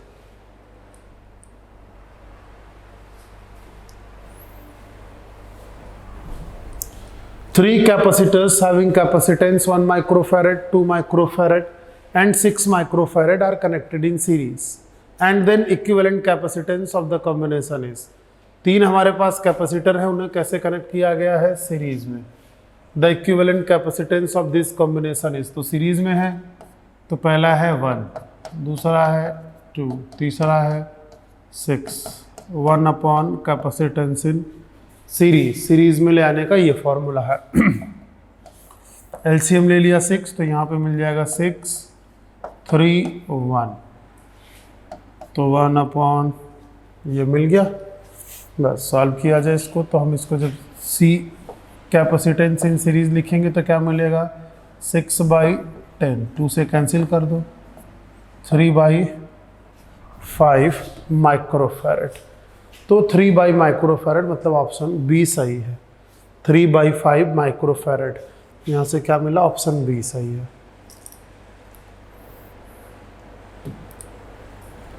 The capacity of Carnot engine which is operating between boiling point and melting point of water will be, the capacity of Carnot engine which is operating between boiling point and melting point, ये क्या कह रहा है, the capacity of Carnot engine which is operating between boiling point and melting point will be, ठीक, मतलब आपको क्या पता करना है, उसकी कैपेसिटी मतलब उसकी इफिशियंसी जाननी है, जो कितना इफिशियंट होगा। तो आपको पता है इफिशियंसी इज इक्वल्स टू क्या होता है, बोले आउटपुट अपॉन इनपुट, और परसेंटेज में चाहिए तो मल्टीप्लाइड बाई 100, ठीक। तो हमने क्या पता है, तो बोले इफिशियंसी कैसे निकलता है, बोले इफिशियंसी इज 1 माइनस T2/T1 से निकलता है।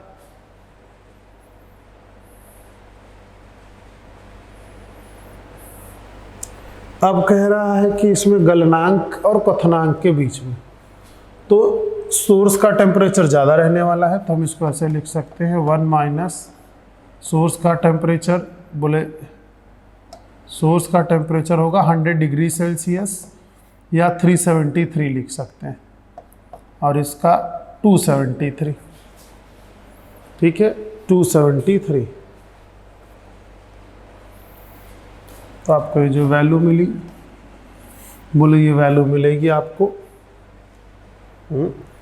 आफ्टर सॉल्विंग दिस आपको आंसर मिलेगा 26.8।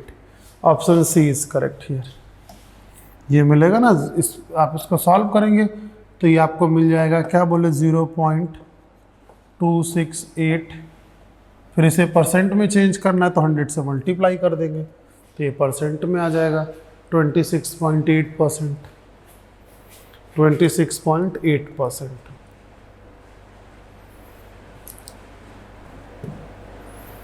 Railway tracks are inclined at turn so that, railway की पटरियां मोड़ों पर झुकी रहती हैं क्योंकि no frictional force can create between the track and wheel, कह रहा है पहिया और ट्रैक के बीच में कोई फ्रिक्शनल फोर्स ना लगे, ऐसा तो हो नहीं सकता, फोर्स तो लगेगा। ऑप्शन बी, रेलगाड़ी अंदर की ओर ना गिरे, रेलगाड़ी अंदर ना गिर जाए इस वजह से। C, due to the track required centripetal force could not be obtained from the horizontal component of normal reaction, पटरी के कारण सामान्य प्रतिक्रिया के क्षैतिज घटक से आवश्यक अभिकेंद्री बल प्राप्त नहीं किया जा सके। हाँ ठीक है, जो हमारे पास के यहाँ टर्न कर रहे होंगे at the time of turn वह बाहर जाना चाहिए, बोले यहाँ पर क्या सही है, ऑप्शन सी, ठीक, क्योंकि जैसे ही टर्न लेते हैं तो इनर्शिया बाहर की तरफ झुकाता है, तो हम पटरी अंदर की तरफ झुकाएंगे ताकि उसका जो कंपोनेंट है वो क्या हो जाए, बैलेंस हो जाए। Option C is correct.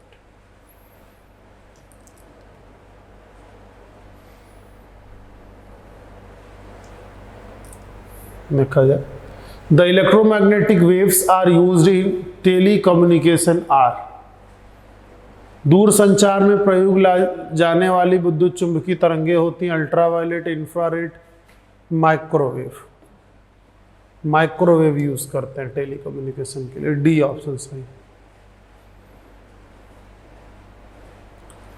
To sources of sound are resonance when, ध्वनि के दो तरंग में अनुनाद होता है जब वे होते हैं, दोनों के बीच में रिजोनेंस कब होगा, पहला व्हेन दे लुक अलाइक, जब एक जैसे लगते हैं, when they produce sound of same frequency, जब वो एक समान आवृत्ति की ध्वनि उत्पन्न करते हैं, when they are located at a particular distance from each other, when they are produced from the same source, ठीक, कह रहा है कि जब वो एक ही सोर्स से निकले हों, when they produce sound of same frequency, same frequency हो जाए तो काम बन जाएगा। रिजोनेंस के लिए सिमिलर फ्रीक्वेंसी होना चाहिए। ठीक, रिजोनेंस जब सिमिलर फ्रीक्वेंसी की दो वेव मिलती हैं तो उनका जो एम्पलीट्यूड है वो उनके इंडिविजुअली जो उनका एम्पलीट्यूड है उसके सम से भी ज़्यादा हो जाता है।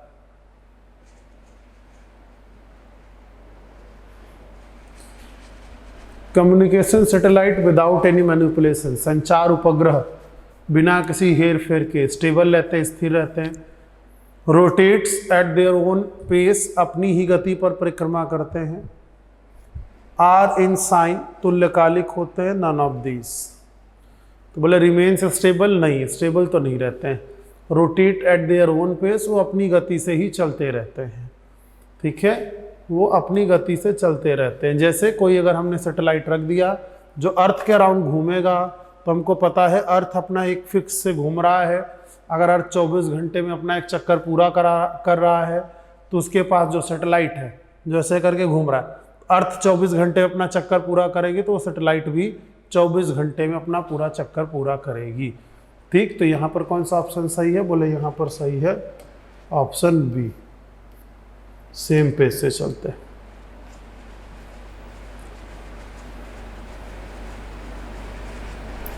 Angular speed of the second hand of the clock. ठीक, एंगुलर स्पीड, एंगुलर स्पीड क्या होता है? Omega, angular speed is omega. ठीक, तो पूरा जो हमारा घड़ी का सुई घूमता है उसको कितना घूमना पड़ेगा? बोले 2 पाई घूमना पड़ेगा। और सेकंड वाली सुई कितना समय लगाएगी एक चक्कर पूरा करने में? बोले सेकंड वाली सुई एक चक्कर पूरा करने में लगाएगी 60 सेकेंड। तो फिर इसको 2 से कैंसिल कर दो, π/30 मिल गया, मतलब ऑप्शन बी सही है। π/30 रेडियन, π/30 रेडियन।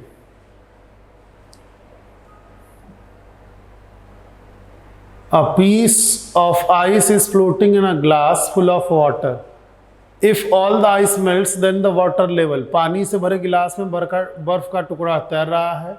यदि संपूर्ण बर्फ पिघल जाए तो जल का स्तर, option A, can rise or fall depending upon the amount of ice and water. कम ज्यादा हो सकता है, बर्फ तथा पानी की मात्रा पर निर्भर करेगा। B, will remains the same, वही रहेगा, कोई फर्क नहीं पड़ेगा। सी, विल फॉल डाउन, नीचे गिर जाएगा। डी, विल राइज अप, ऊंचा हो जाएगा। तो आपको पता है कि आइस अगर हमने डाल दिया तो उसका जो लेवल है वो अप या डाउन नहीं होगा। ऐसे देखो जैसे ये है भाई,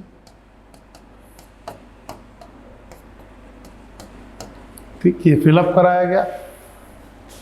इसको फिल अप करने के बाद जो चीज़ें मिली हैं वो क्या है? बोले यहाँ पर हमने डाल दिया है आइस क्यूब। अब ये आइस क्यूब जब मेल्ट होगा, मेल्ट होने पर आइस क्यूब का वॉल्यूम क्या होता है? कम होता है। लेकिन आइस क्यूब पानी में उतना ही डूबेगा जितना वो डूब सकता है, या कह लीजिए कि जितना उसका वॉल्यूम हटाएगा। ठीक, तो इस वजह से उसके ऊपर कोई फर्क नहीं पड़ेगा। What would be the maximum resistance using 1/3 ohm resistance in 3 sequences? 1/3 प्रतिरोध को 3 क्रम में उपयोग करते हुए सबसे अधिकतम प्रतिरोध क्या होगा? तो बोले अगर आपके पास 3 है तो मैक्सिमम कब होगा? बोले जब उसको सीरीज में ऐड कर देंगे। बोले ये बात कैसे पता चला? क्योंकि सीरीज में सिंपली ऐड होता है, रेसिप्रोकल नहीं होता है। तो R1 + R2 + R3, तो 1/3 1/3 और 1/3, एलसीएम ले लिया 3, 1 + 1 + 1। R इन सीरीज क्या मिल गया? 3/3, 1 ओम। तो उसका ज़्यादा से ज़्यादा रेजिस्टेंस क्या हो सकता है? 1 ओम हो सकता है।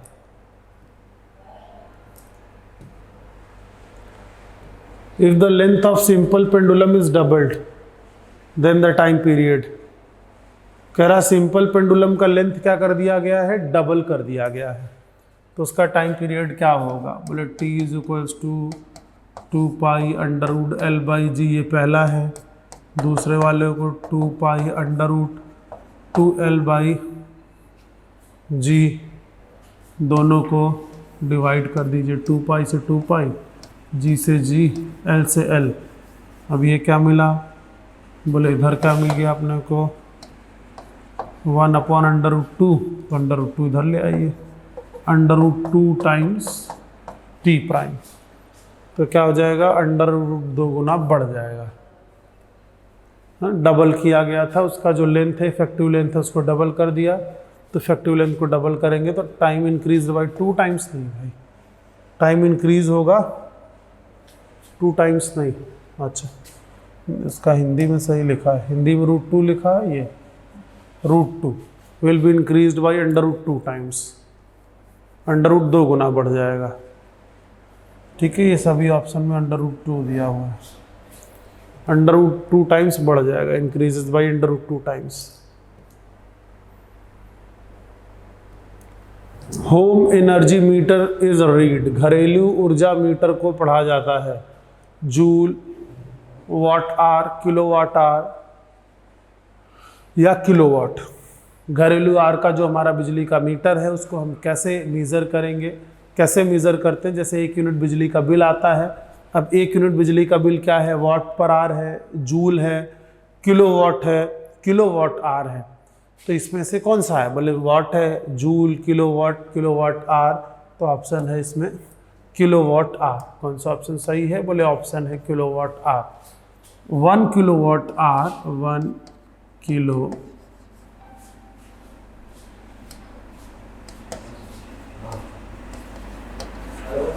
1 किलोवाट आर को जूल में कन्वर्ट किया जाता है, मतलब जूल में लेकिन मेजर नहीं करते हैं क्योंकि जूल में वैल्यू ये बहुत बड़ी हो जाती है। कैसे? किलोवाट को क्या लिख सकते हैं? 1000 वाट। आर को क्या लिख सकते हैं? 60 सेकेंड इंटू 60 सेकेंड, तो ये क्या हो गया? 36 इंटू 2 पावर इधर से 10 टू द पावर 5 वाट को लिखते हैं जूल पर सेकेंड, इधर टाइम में सेकेंड आ गया जो आर था, क्या मिल गया? जूल। तो आप ये लिख सकते हैं 1 किलोवाट इज इक्वल्स टू 3.6, एक डेसिमल ले आए इधर, 10 टू द पावर 6 यूनिट क्या है? जूल। तो 1 kilowatt is equals to 3.6 into 10 to the power 6 joule. इसी के टर्म में हमारा बिजली का बिल आता है। ये 1 यूनिट बिजली है।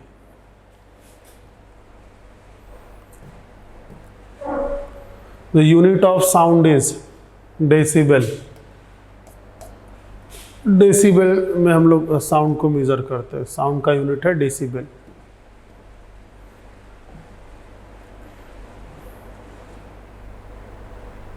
If the radius of planet is 2 times that of Earth and mass is 2 times that of Earth, then the weight of a child weighing 10 kg on that planet will be। कह रहा है उसका जो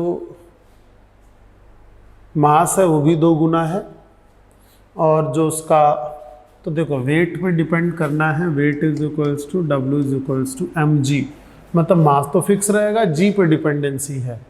तो जी की value अर्थ पर क्या होती है? Capital G mass of earth upon radius of earth का स्क्वायर। अब जो नया जी निकालना है वो capital G, mass of earth कितना है? कह रहा है डबल, रेडियस ऑफ कितना है? बोले वो भी डबल, दोनों चीज़ डबल है। तो जी की वैल्यू कितनी मिलेगी बेटा पहले से अपने को? बोले यहाँ से क्या मिला? 2, ये क्या मिला? 4, तो 2/4 capital G mass of earth radius of earth का स्क्वायर। ये पुराना वाला जी है, तो ये क्या हो गया बेटा?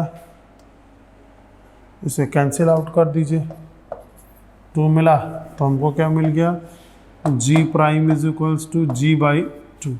तो वेट भी क्या हो जाएगा? पहले से आधा, तो अगर उसका वेट था पहले 10 kg फोर्स, तो अब कितना हो जाएगा? 5 kg। ठीक, 5 kg वेट का मतलब होता है mg। मास नहीं बदलता है, मास की बात करेगा तो सेम रह जाएगा। जैसे वेट पूछ रहा था तो ये चेंज हो गया, अगर मास पूछता तो नहीं बदलता। फिर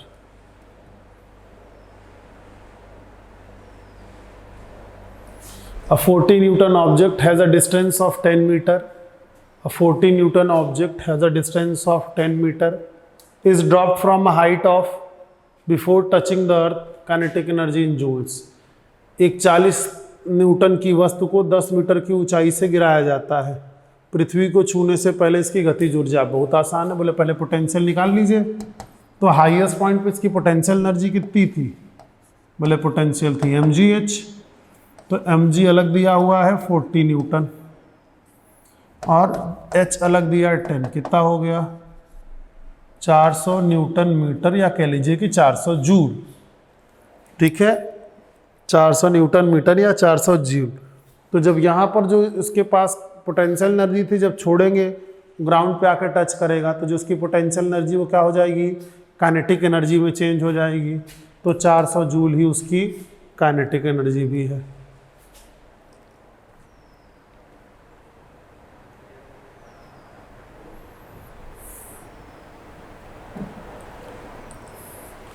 Three resistors 4 ohm each are connected in the form of a triangle.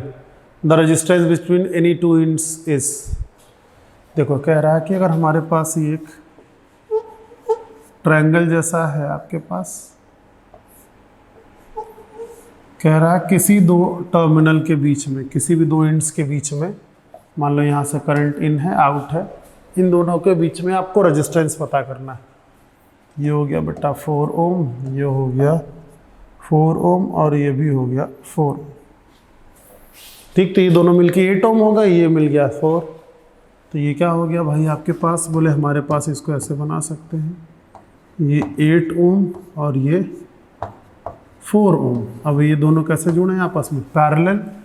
तो 1/r parallel is equals to LCM क्या मिलेगा? 8, 1 + 2 r parallel 8/3 Om.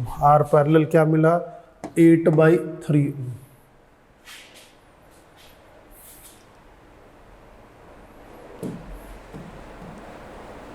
The stone of mass m is tied to a rope of length L and it is rotated in a circle with the same speed v. If the rope is released, then the stone, रोप को ऐसे घूम रहे थे, कई बार आपने घुमा रहे होते पत्थर बांध के, पत्थर निकल जाता है उसमें से, वही काम कह रहा है ये। Will go in outward radial direction, बाहर की ओर त्रिज्या की दिशा में जाएगा। मतलब पहला ऑप्शन कह रहा है कि अगर जैसे मान लीजिए कि यहाँ छूट गया तो रेडियस की डायरेक्शन ये इधर ही चला जाएगा। दूसरा कह रहा है will go on other direction, किसी दूसरी डायरेक्शन में चला जाएगा। C will go outwards and in the tangent direction, यही सही है। आपने देखा होगा साइकिल के पहिए से जब ड्रॉप्स निकलती हैं तो टेंजेंट बनाती जाती है, तो यहाँ पर ही जब छोड़ेगा ना तो टेंजेंट बनाते हुए इधर चली जाएगी। ठीक, मतलब कैसा जाएगा? टेंजेंट बना करके। Weight of a person increased by 10% in a lift going up, then the acceleration of lift। तो देखो हम लोग ऐसा लिखते थे भाई, वेट इज इक्वल्स टू क्या कहते थे? mg। ठीक है, अब कह रहा है ऊपर जाने से बढ़ जा रहा है, तो बोले w + 10% of w is mg + a। ठीक है, तो देखो ये क्या मिल गया आपको? बोले यहाँ से, बोले ये मिल गया क्या? w + 0.1 w, तो 1.1 w इज इक्वल्स टू यहाँ पर क्या मिला? बोले mg, जो पहले केवल w था, प्लस ma। तो आपको क्या जानना है? एक्सेलरेशन जानना है। एक्सेलरेशन जानना है कि एक्सेलरेशन कितना है उसका। ठीक, एक्सेलरेशन में कितना चेंज आ जाएगा ये जानना है अपने को। तो बोले कितना? बोले ये तो mg है और ये 0.1 है। ठीक है, तो g की वैल्यू कितना? 0.1 mg।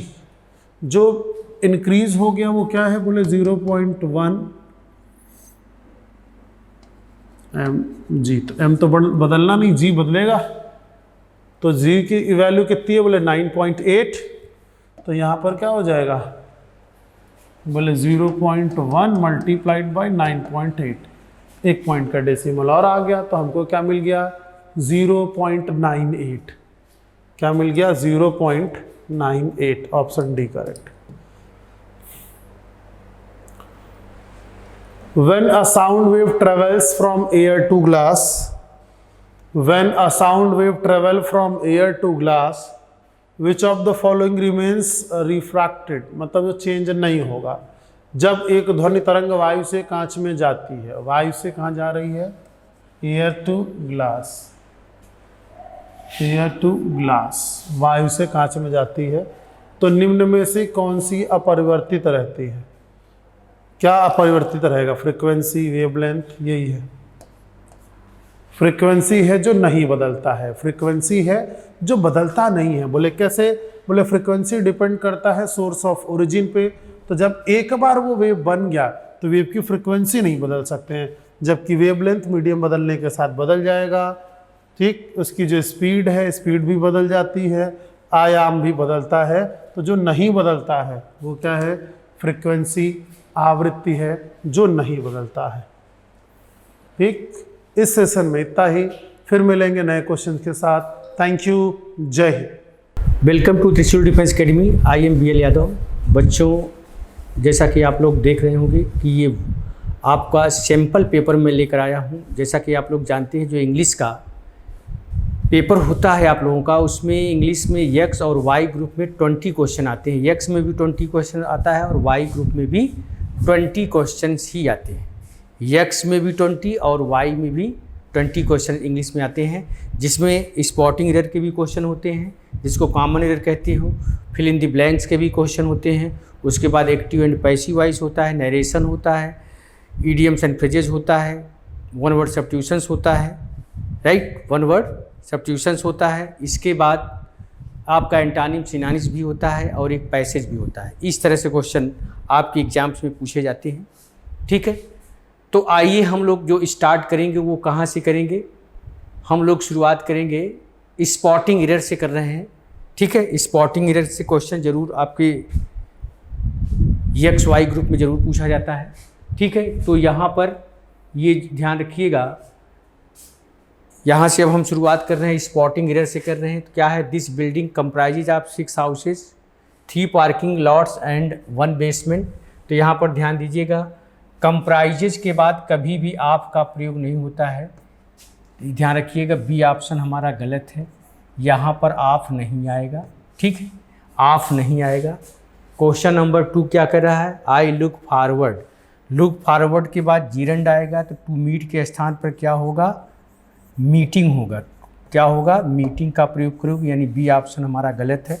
I look forward, I look forward to, look forward का टू है। ध्यान रखिएगा, यहाँ पर एक चीज़ बहुत समझना है, यहाँ पर ध्यान दीजिएगा, आपका आई लुक फॉरवर्ड टू, ये लुक फॉरवर्ड का अपना टू है, ये इसका टू है, ध्यान रखिएगा। तो ये टू रहेगा, इसके बाद क्या हो जाएगा? हम मीटिंग का प्रयोग करेंगे, यानी बी ऑप्शन गलत है। ध्यान दीजिएगा, with a view to look forward to, in addition to, ये सब के बाद हमेशा और हमेशा क्या आता है? जीरंड आता है। क्या आता है? जीरंड, यानी ING फॉर्म आता है।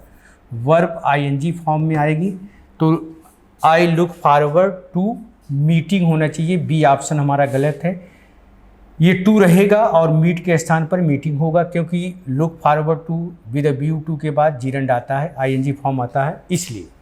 राइट, इसके बाद बच्चों आपका क्वेश्चन नंबर 3 क्या कह रहा है? What is the time in your watch. तो टाइम बताने के लिए इन का प्रयोग नहीं होता है, यहाँ पर बाई का प्रयोग होगा, यानी सी ऑप्शन हमारा गलत है। इन के स्थान पर इन का प्रयोग नहीं होगा, बाई का प्रयोग होगा।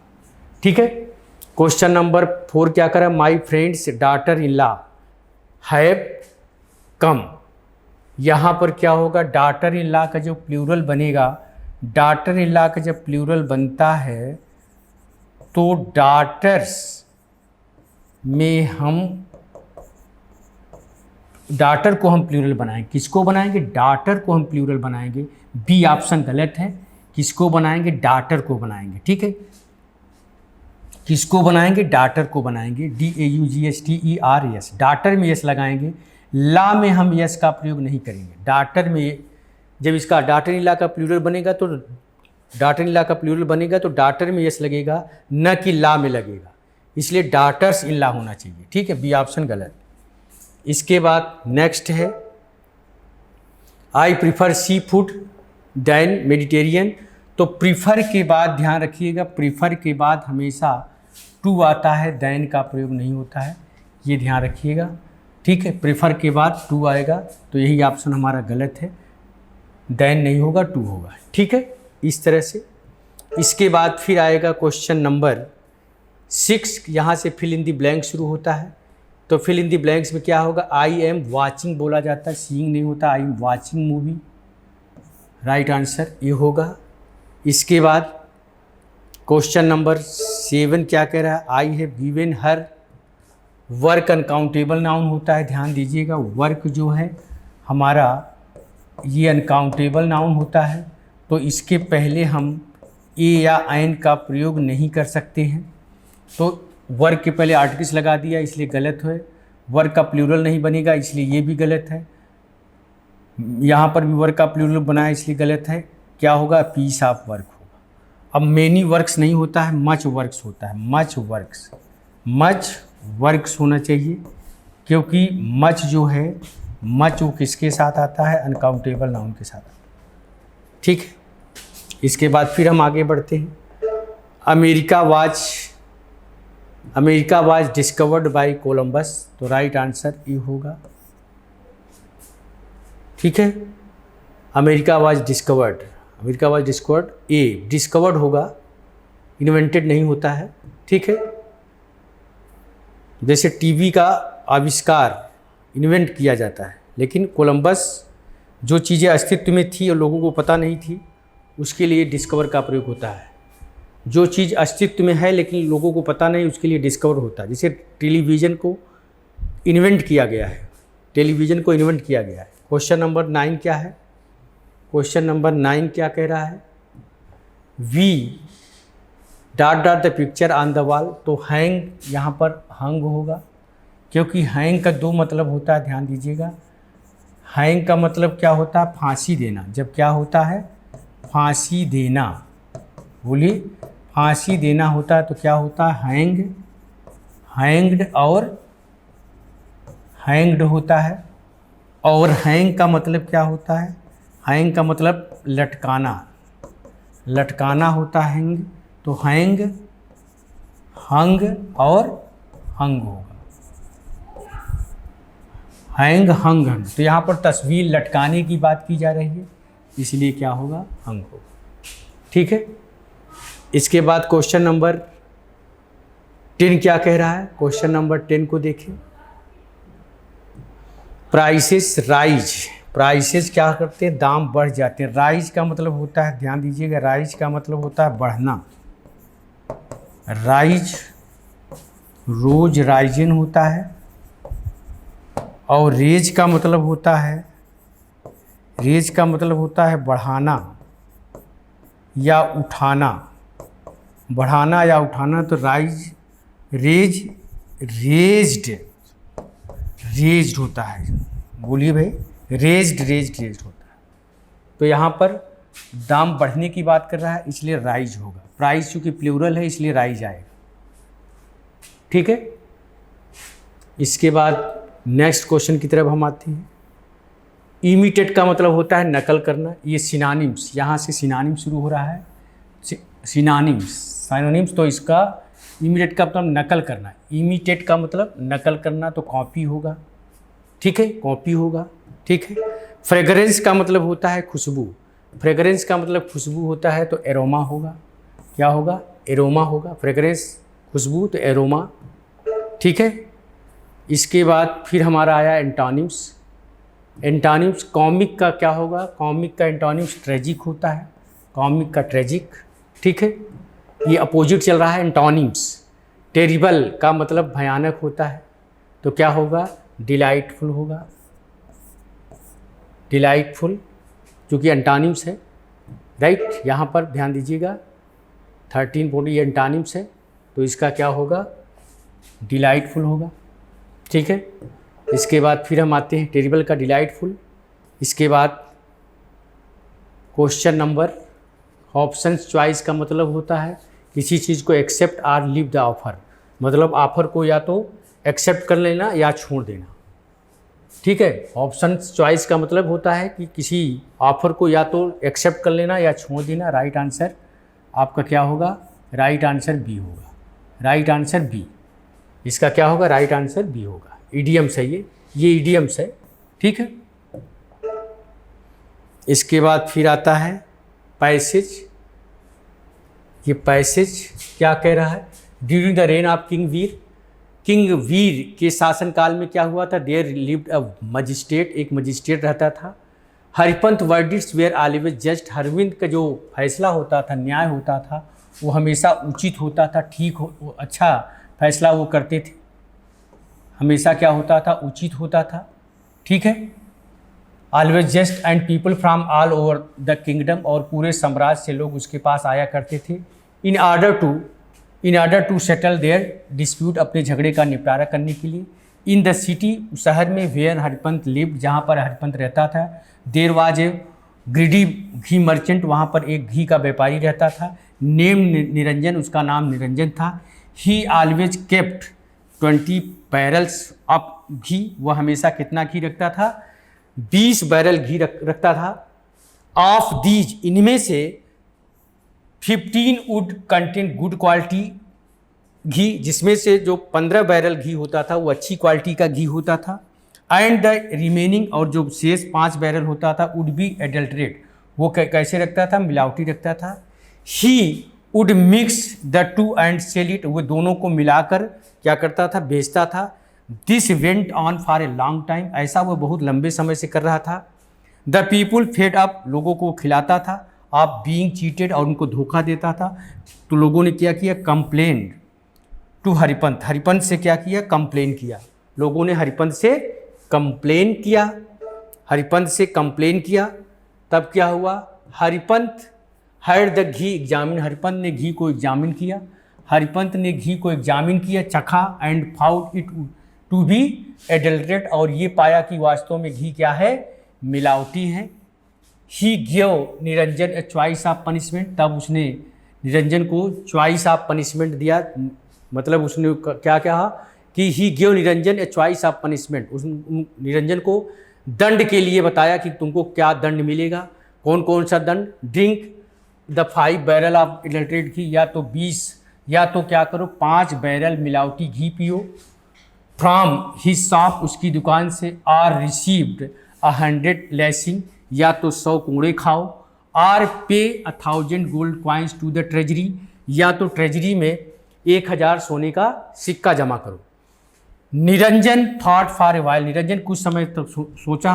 Losing for 1000 gold coins were too much, उसने सोचा कि 1000 सोने का सिक्का खोना तो क्या है, बहुत ज़्यादा, मतलब ये कह रहा है कि losing 1000 gold coins were too much, 1000 सोने का सिक्का खोना क्या है, बहुत कठिन होगा। Too much and 100 lashing too painful, और 100 कोड़े खाना भी क्या होगा, बहुत कष्टदायक होगा। So he decided to drink the 5 barrel of ghee, इसलिए उसने सोचा, निर्णय लिया कि हम 5 बैरल घी पिएंगे। राइट, 5 बैरल ऑफ घी। दो निरंजन सोल्ड इलेक्ट्रिक घी, यद्यप निरंजन क्या करता था, मिलावटी घी को क्या करता था, बेचता था इन शॉप, अपनी दुकान में। ही मेड श्योर, लेकिन वो सुनिश्चित था कि हिज ओन फूड, जो वो खुद खाता था, was of the best quality of ghee, वो क्या होता था, अच्छी क्वालिटी का घी होता था। So after drinking 1 barrel of ghee, इसलिए जब उसने 1 बैरल घी को पिया, so after drinking 1 barrel of ghee, जब 1 बैरल घी पिया, he began to feel sick, वह बीमार पड़ने लगा। By the second barrel, second barrel के बाद क्या हुआ, ही वाज वोमिटिंग, वो उल्टी करने लगा। एट दिस पॉइंट, इस समय ही decided to opt for the lashing, तब उसने कहा कि ऐसा है अब हम इसके स्थान पर कोड़े खाएंगे instead. But he was pampered and his body was unused to any harsh treatment, लेकिन वह इस तरह से कभी भी इस तरह से वो कोड़ा नहीं खाया हुआ था। आफ्टर 10 लैशिंग, 10 कोड़े के बाद ही स्टार्टेड ट्रेम्बलिंग, 10 कोड़े के बाद आफ्टर 10 लैशेज, जब 10 कोड़े पड़े उसके ऊपर तो ही स्टार्टेड ट्रेम्बलिंग, वो कांपने लगा। एंड बाई 20 और 20 पहुँचते पहुँचते ही वाज गिडी, उसको चक्कर आ गया, वो गिर पड़ा। स्टॉप, तब उसने बोला रुको। ही स्क्रीम, वह चिल्लाया, I will pay the 1000 gold coins, यहाँ पर गॉड छपा है, ये गलत हो गया, GOLD होना चाहिए, यहाँ पर गोल्ड होना चाहिए, गोल्ड कॉइन्स। तब उसने कहा कि चिल्लाया कि रुको, हम आप लोगों को क्या करेंगे, 1000 सोने के सिक्के देंगे, ठीक है। So he ended up suffering all 3 punishment, इसलिए उसने तीनों सजा को भुगता। Something he did not forget, इसलिए लोगों को नहीं भूलना चाहिए, इन अ हरी, जल्दी में। And the people of the city, और जो उस शहर के लोग थे city, got to use only the best quality of ghee, तब से उनको क्या मिलने लगा, अच्छी क्वालिटी का घी मिलने लगा in their food from then now, तब उसके बाद क्या हुआ, उन लोगों को अच्छी क्वालिटी का घी मिलना शुरू हो गया। ये है आपका क्या पैसेज है। उसके बाद अब क्या कह रहा है, क्वेश्चन क्या कह रहा है, देखिए, कह रहा है कि Y did Niranjan keep 5 barrel of adulterate ghee, Niranjan 5 barrel जो है घी मिलावटी क्यों रखता था। निरंजन 5 बैरल घी मिलावटी क्यों रखता था, इसलिए रखता था कि टू मेक अ प्रॉफिट, क्योंकि उसको मुनाफा कमाना होता था, बाई चीटिंग पीपल, लोगों को धोखा देकर। तो राइट आंसर क्या होगा आपका, बी होगा। राइट आंसर इसका क्या होगा, बी होगा, ठीक है। इसके बाद फिर आता है क्वेश्चन नंबर 16 के बाद 17 नंबर, why did people decide to go to Haripant with their complaint, लोग हरिपंथ के पास क्यों जाते थे। वाई डिड पीपल डिसाइडेड, लोगों ने हरिपंथ के पास जाने का निर्णय क्यों लिया अपनी कंप्लेन को लेकर, क्यों। He was close to the king, नहीं, गलत। They knew Niranjan was afraid of Haripant, who punished people severely, गलत। They were confident he would listen to their complaint and give a fair judgement, क्यों जाते थे, क्योंकि दे वेर कॉन्फिडेंट, उनको विश्वास था, उनको क्या था, विश्वास था। They were confident he would listen, उनकी बातों को सुनेगा, टू देयर कंप्लेन, उनकी कंप्लेन को, and give a fair judgement, और निष्पक्ष निर्णय देगा, साफ सुथरा निर्णय देगा। इसलिए राइट आंसर आपका यहाँ पर क्या होगा, सी होगा, ठीक है। इसके बाद फिर हम आते हैं नेक्स्ट क्वेश्चन की तरफ। नेक्स्ट क्वेश्चन क्या कह रहा है, why did Haripant allow Niranjan to choose his own punishment, Haripant ने क्यों कहा था, वाई डिड हरिपंथ अलाउ क्यों किया था कि निरंजन तुम अपनी तरीके से जो है पनिशमेंट को चुनो। तो ए में कह रहा है he felt sorry for Niranjan, गलत है। ही निरंजन ऑफेंस वाज माइनर, ये भी गलत है क्योंकि पैसेज में ऐसी कोई बात नहीं बोली गई है। सी कह रहा है he did not want Niranjan to appeal to the king, बिल्कुल गलत, ये भी है। इसमें से कोई आंसर नहीं है, इसलिए राइट आंसर क्या होगा, नन ऑफ दीज होगा। इसमें से क्या होगा, नन ऑफ दीज, ठीक है। इसके बाद फिर हम लोग आते हैं क्वेश्चन नंबर 19 क्या है, why did Niranjan to drink adulterate ghee for his punishment, Niranjan ने पहले क्यों निर्णय लिया था कि हम क्या करेंगे, why did Niranjan to drink adulterate ghee of his punishment, वो घी पीने की बात ही क्यों किया था, कोड़े खाने की बात क्यों नहीं किया। तो इसका क्या होगा, since the barrels were from his shop he thought he can substitute adulterate ghee with good ghee, he wanted to prove that the quality of ghee, ये भी गलत है। He considered it is the easiest, उसने सोचा कि ये सबसे आसान तरीका है, हम घी को पी लेंगे। ही कंसीडर्ड इट इज़ द होना चाहिए यहाँ पर एक थोड़ा सा छूट गया है, it is the easiest of the punishment, उसने सोचा कि ये क्या है, बहुत आसान है, हम घी पी लेंगे। As he did not realise, और वो नहीं जानता था कि व्हाट इफेक्ट, इसका क्या प्रभाव पड़ेगा। तो राइट आंसर आपका सी होगा, ठीक है, राइट आंसर सी होगा। इसके बाद क्या है, इसके बाद क्वेश्चन नंबर 20 कह रहा how did Haripant find out the ghee Niranjan sold adulterate, कैसे निरंजन को पता चला कि व्हाई डिड हरिपंत ने कैसे पता लगाया कि घी क्या है, मिलावटी है। Why did Haripant find out the ghee Niranjan sold, कि निरंजन जो घी बेचता है वो क्या है, मिलावटी है। तो he had the ghee tested, उसने घी को टेस्ट किया था, to see if it was adulterate, जब घी को टेस्ट किया तब पाया कि वो घी क्या है, मिलावटी है। तो राइट आंसर क्या होगा, बी होगा। ठीक है बच्चों, तो इस तरह से आप लोगों का जो है सैंपल पेपर मैं इस तरह से लेकर आता रहूँगा, जो है इस तरह से ही आपके क्वेश्चन का लेवल भी यही होता है। ठीक है, तो इस तरह से आपको तैयारी करने की ज़रूरत है। तो आज यहीं तक रखेंगे। जय हिंद। जहां बनते हैं देश के गौरव, इंडिया का एकमात्र ऐसा कोचिंग इंस्टीट्यूट जहां कैडेट्स को ट्रेन किया जाता है आने वाले डिफेंस एग्जाम के अनुसार। अगर आपका भी सपना है भारतीय सेना में शामिल होकर देश की सेवा करने का, तो आज ही ज्वाइन करें त्रिशूल डिफेंस एकेडमी।